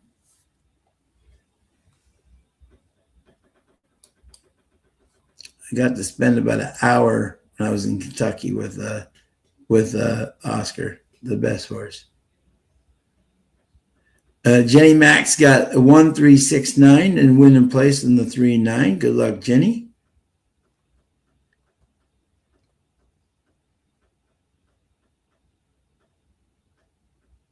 Yeah, that was a Casse horse. Yeah, it was on the outside. Let me see if I can find. Yeah.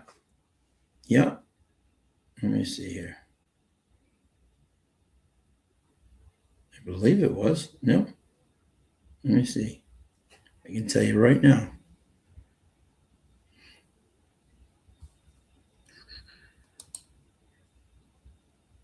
Let me see. We're going into the gate here.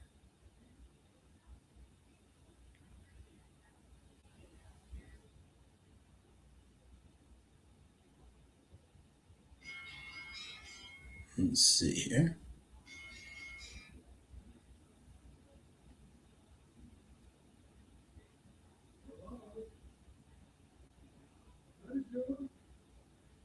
Let's see. Yeah, Mark Casse. Yep, I read. First time starter, my friend. That thing he was impressive. Yep. Mark Casse had 3 horses that you all have to watch. The first horse in the 10 horse in the first race where she came flying for 4th. I'll get all the names. Unbelievable. All right, we're all in line. Good luck to everybody. And they're off. And it's a cavalry charge for the lead here. As the 1 is going, but the 4 is going, the 6 is going, the 10 is going. Everybody's going. The 1's going to take back here as the 4 tries to take them wire to wire. Then we got is it the 9 on the outside? No, that's not the 9. That's the 6. Mo Echoes right there. The 10, Nana's Corn Muffin. The Oscar baby right there. The 1 on the inside, 22 and 1. They're flying up the rail. The 4 trying to take them wire to wire. The 1 stalking ever so intently on the rail. The 6, Mo Echoes. Nana's Corn Muffin, 21-1, trying to blow up the board here. Down the stretch they come. The 1's trying to get out on the outside. The 4's trying to take them wire to wire. Down the stretch they come. Can the 1 get this 4? But the 4 is very tough on the lead. Down the stretch they come. Down to the wire. 4 is trying to hang on. 1 with one last surge at the line. And it's the 1-4-10. Little Miss Curlin just beats Bell out at the. Okay. Wow. The cause just absolutely destroyed everything. Holy cow. That's incredible. Yeah, oh yeah, except at Burnham Square. Yeah, very impressive. Yeah, yeah. That mom is going to be like, everyone's going to want horses. That would have been an easy try. Did you see what happened? That exacta was paying $6 and it went down to $2. That's what the cause do to these little tracks. Yes, absolutely. Yeah, but look at this. The exacta just went. Remember how I played the three of them? That was paying $6. It just went down to $2. That's crazy. So it pays $4 for $2. That's crazy. That was paying $6 for one, and now it's paying $2. Wow. That's what the cause do right there. They don't bet the win pool. They won't bet the win pool, but they will hammer the exactas. Never would have played that way with a $2. Yeah, look at that.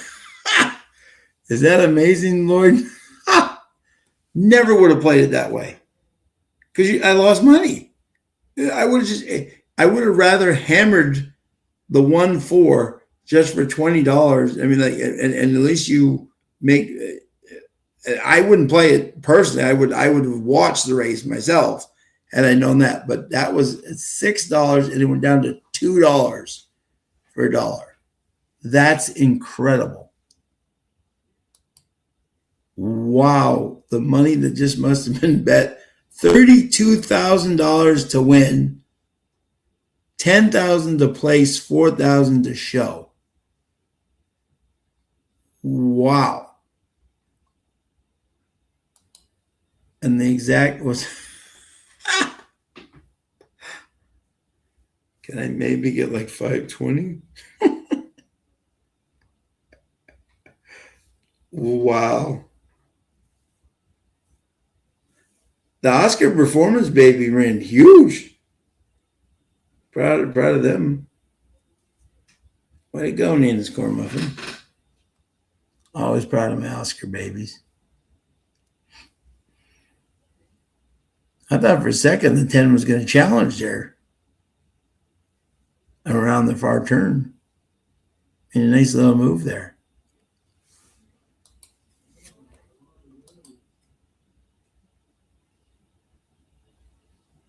Yeah, Ford made them sweat for sure.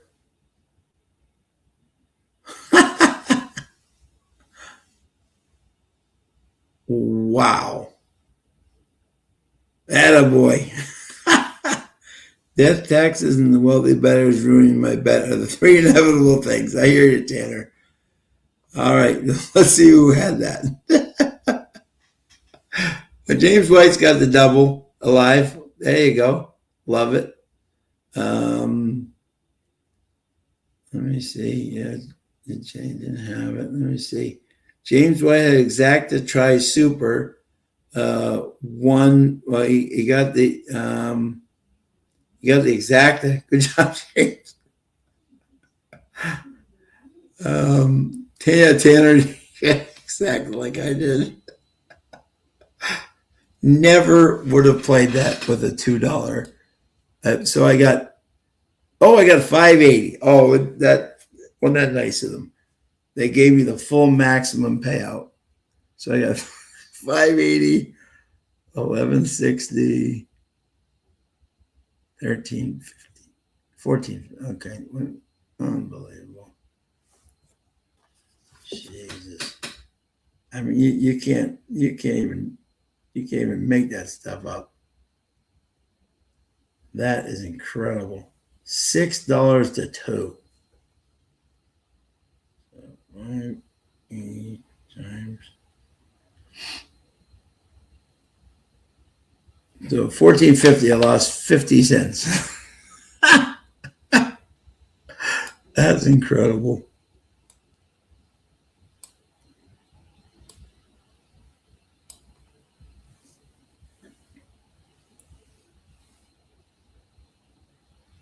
Yeah, but that was Tanner. That was paying like $6 for $1. $12. That would have been really not bad. And then all of a sudden, hey, Colin, how are you, buddy?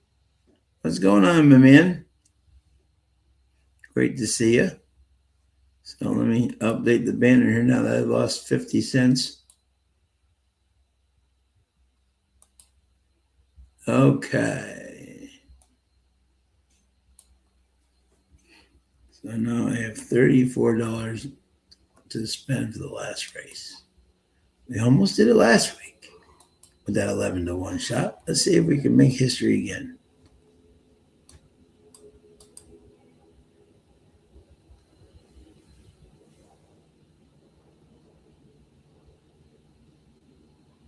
Yeah, I know. Yeah, when you lose, man, holy cow.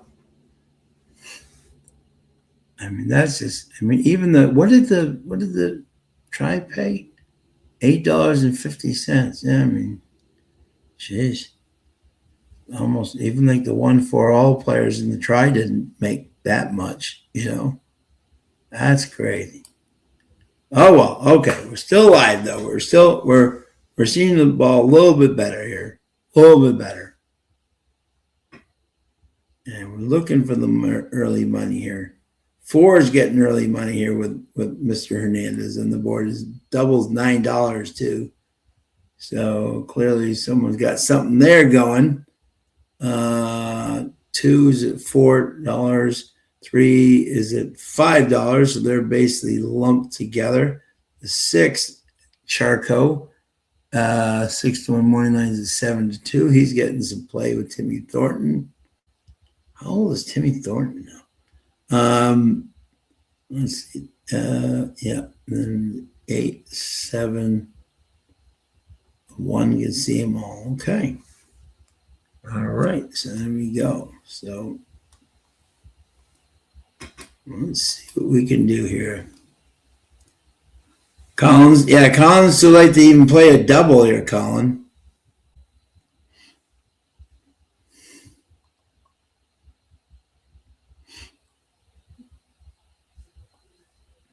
But always glad to have you join us, my friend. All right, so we got one race left, 15 minutes to go. Let's check it out, shall we?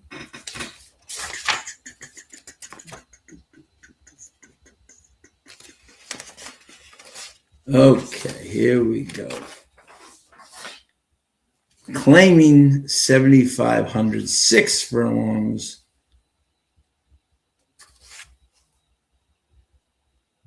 For 3-year-olds and up, which have never won 4 races. Okay, there we go. That's our claim. Here we go.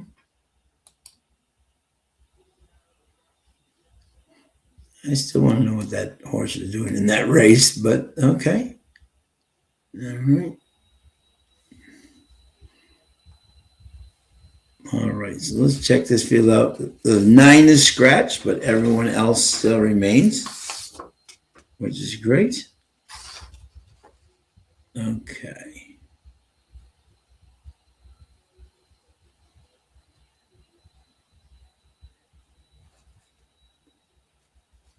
Oh yeah, no, this is my okay, here we go. This is my play of the night. And the board, I thought I was going to get a price, but apparently not. We got Harry Hernandez jumping on this 4, amp it up. Saw he joined this horse. He's riding for Degalar, Degator. Guy's 11, 12, and 5. Absolutely owning Evangeline right now.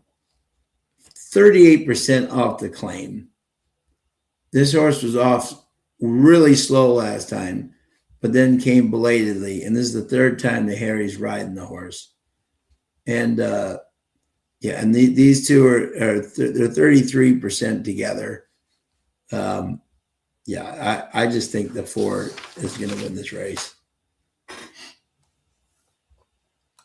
But let me know who you guys like, most importantly. Hauja is the one that, here's Javier Hernandez on that one. And this horse won last time pretty nicely.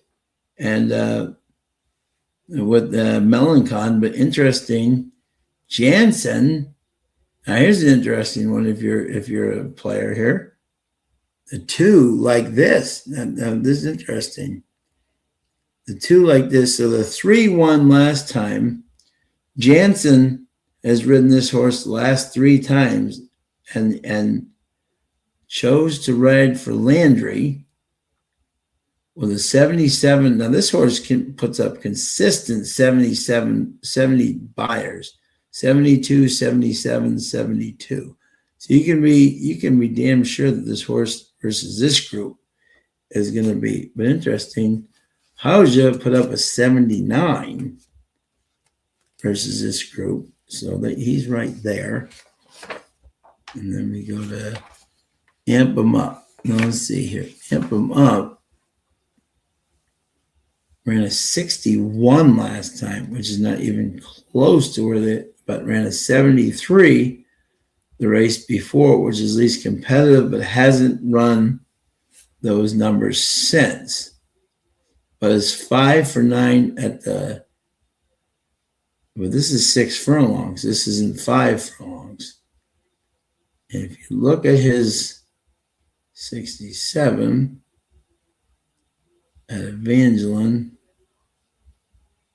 I'm going to throw out the 49 in the slot versus allowance 41. That one doesn't make sense. Let's see. Bobby D's got exacta box 3-6. Is that 3-6-4? Bobby? Just making sure you got it. Gatekeeper's got 2-3-8 top picks. Good luck, Gate. Trying to break this race down here for us here. Trying to get a winner. Bring us out a winner. And the 2 is a low double. And I can see why. This horse runs consistent 7. The 4 has been played down, but the buyers don't kind of fit there. And let's go to Charco and see what Charco's got offering here. Sturgis DuCoin, 69, 53 in the slot, but a nice second last time, but 69 is not going to beat this group. Interesting. But getting play, clearly. The 8, 7, 8, 9. What do we got here? Louisiana Wildlife, and buyers aren't even near. Kraken Jacks. Scratch, exactly. So don't have to worry about him. Oh, we have our girl Aubrey's training here. Aubrey Green. Yeah, 3 likes this distance. Yep. We're all going to work on this together and see if we can get ourselves a win. Yeah, look at this. Yeah, 3 wins, 2 seconds. Yeah. And this horse is interesting. Why does Jansen leave? I think Hernandez won a race earlier tonight. Let's see. And this is DeGator has both the 3 and the 4, which is interesting. Same trainer. 3 is 5 out of 6 in the money at Evangeline Downs. Wow. This horse really okay. James White's got win in place 3, try in super 3 with the 2, 4, 7, 8. Yeah, I can't blame you at all, James. And it's 5-2. It just went from 7-2 to 5-2.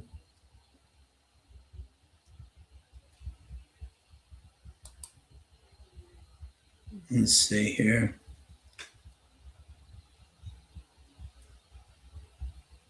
Does get the weight, which is interesting. That's definitely a plus for the 3.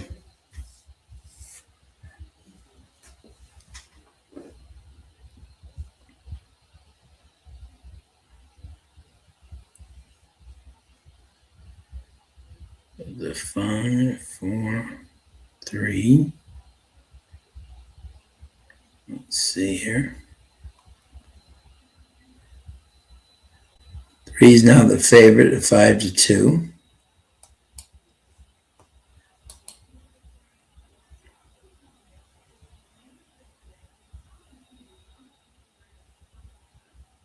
Jay Worm's got 2 with the 4-6. Good luck, my man. Ledbrook kind of likes the 2-8 here. Okay. Like it. Jay Worm's got 2 with the 4-6.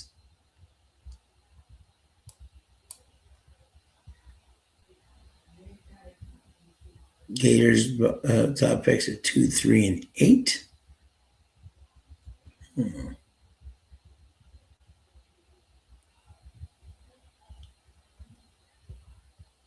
Feisty comedians in his own mind.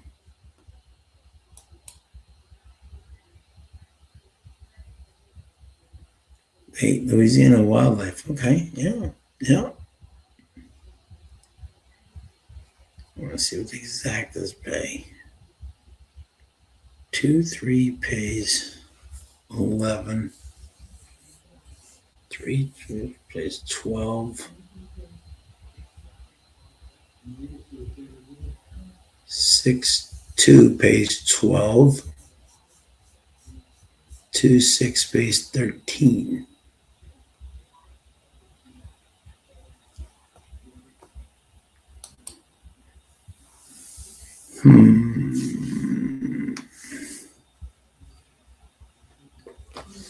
This is perplexing here.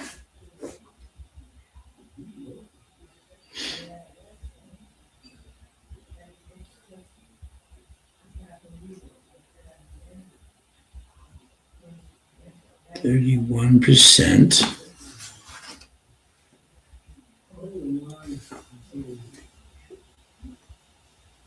Never run with this low. And he gets the bug boy too. This is fascinating.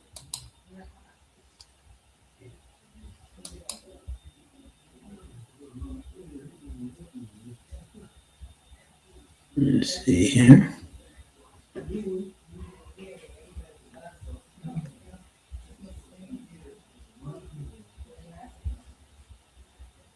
There's Aubrey.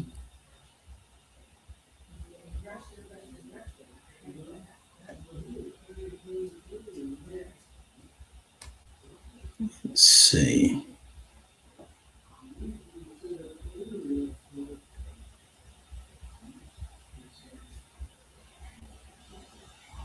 And it's scratched.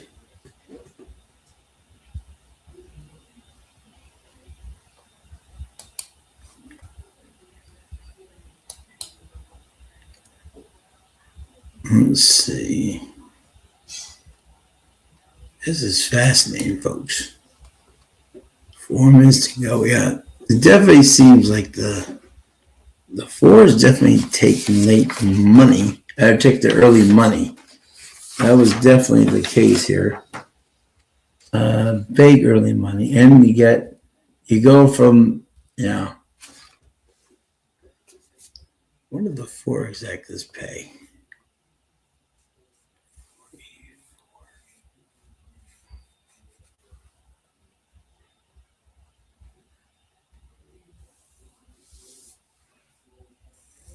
How much does that cost?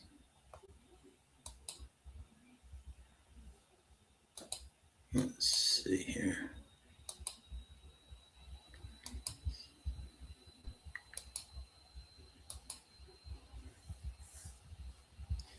So,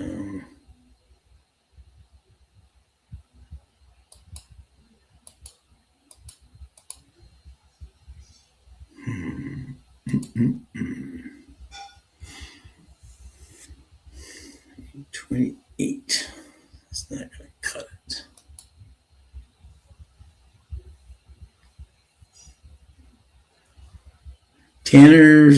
Lester's got 3-6 with 2-3-6 with 2-3-4-6. I like that play. My friend. 3 minutes to post. The 2 is down to 8-5. The 3 is at 9-2. That is interesting.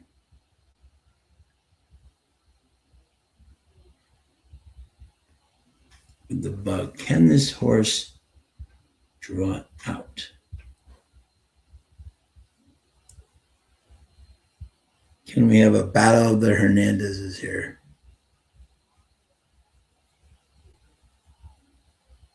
The 6 is getting play at 5-2.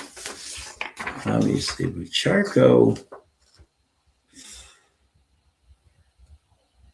Evangeline just doesn't seem to have the numbers that these horses do. What did 2-3 pay? 2-3 pays 3-2. 2-6 pays 11. Okay, let's see.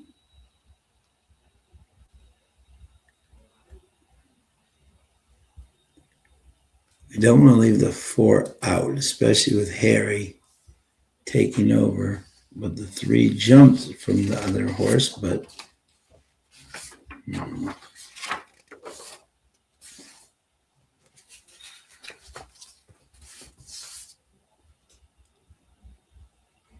4 could definitely be there late.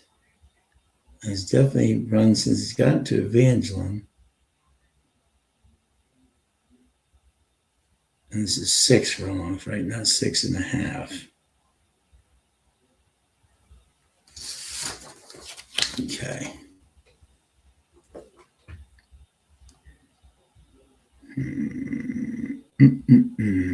Let's see here. Okay.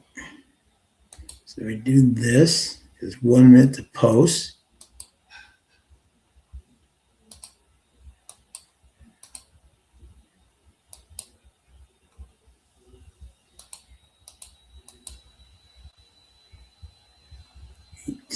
Okay.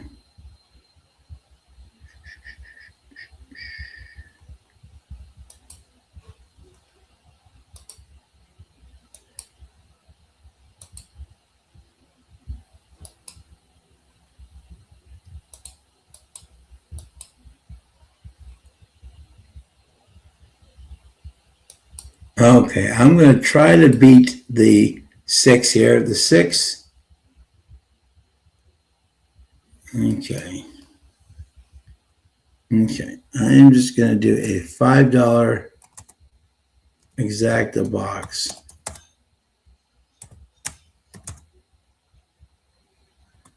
2, 3, 4. And try to cut our loss. I'm not trying to win the whole thing back. Let's see. 3 is 4-1, which is interesting. You do 30, rush 10.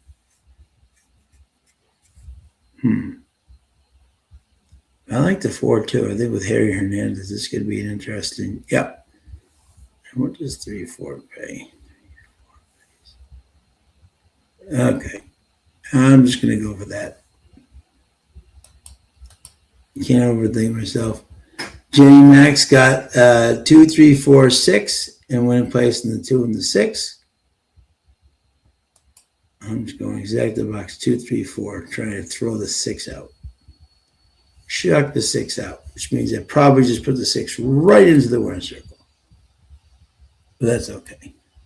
I just don't think he has the numbers. And that is what we're going to do. Which brings our banner down to 4.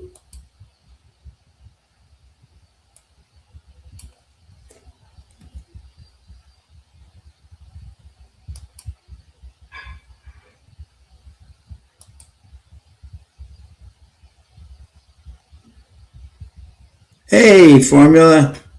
Well, we've had some. We thought we had a really good winner, and the cause absolutely killed us. And struggled early. Got some okay hits here. We're trying to finish strong. But hope you're having fun up there in Vancouver in the museums. We're now going into the gate here for the final race, folks. Again, thank you, everybody, to join us tonight.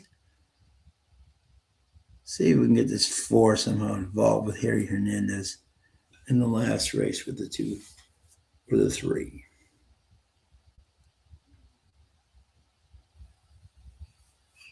And the 6 wins, they knew.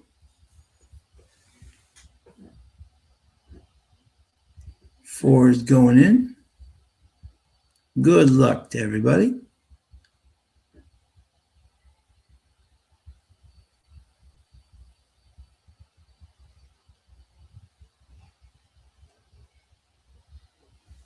They're all in, and they're off. That's the 6 going for the lead. It's the 4 on the inside, the 3, the 2. Everybody going for the lead right now. The 7, the 8, the 5, and the 1.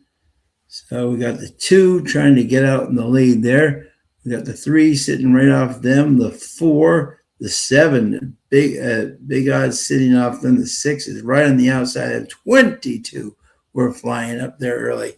But it's the 2 and the 3 and the 6 is trying to, with the 4 trying to see if he can get up and get into this conversation. But the 2 is still riding high up there, with the 6 right up on the outside, the 3 stalking both of them, the 8 and the 4 kind of on their wings. Down the stretch, they come 45, the 2 still hanging on at 9-5, but that is the 6 trying to come up.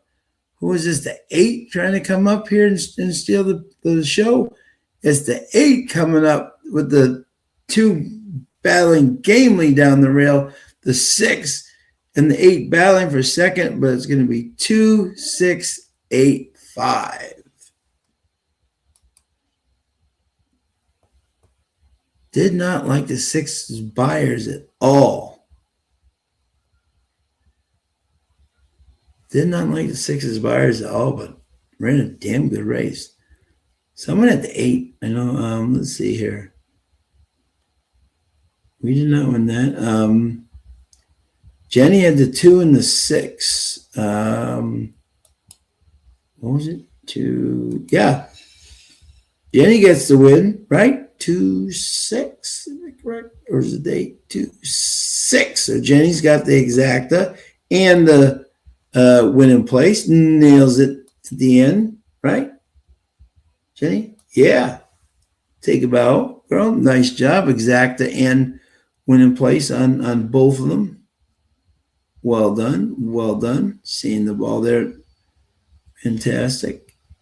Tanner had 3-6 with 2-3-6 with 3-6 and second. Oh, didn't have the 2 on top. Oh man, he would have had the try, but I need the 2 on top. Good play though. James had the cross and the 3. Yeah, just didn't. 3 was disappointing there. See who else we had here. Labor liked the 2-8. Oh man, that was almost a great pick. J Worm had 2 over the 4-6. J Worm's got it. Going home a winner. Labor almost had a big hit there with 2-8. Gatekeeper had the 2-8 as two of the top picks. Well done. Bobby had 3-6-4. Oh. Okay, so we had some people winning the last race. Love to see that. We did not, but we took a shot there. But, oh, well. And with that exacta pay. Oh, 23. Yeah, 23-20. Not bad, Jenny. That's a great exacta and the win in place. Good job. Perfect. So, oh, well. So, always a pleasure, my friends. Thank you so much for joining us as always. Thank you, Gate. Thank you, James. Thanks, Jenny, Feisty, Lloyd, Bobby, everybody who joined, Feisty, everybody who joined in tonight, Mr. Graves, everybody who joined in. Thank you so much. Have a great weekend. Enjoy the Haskell. Thanks, Jay Worm, my man, as always. Exactly. And we will see you. And James White, hit of the night. Unbelievable play, my friend. Take a bow, my friend. You get the star of the night. So thank you, Jenny, as always, my friends. We'll see you next week. We're gonna win. I'm gonna study. You can tell I'm studying this track a little bit more as I'm getting along here. We're gonna catch some fire. So have a great weekend, everybody. Thanks.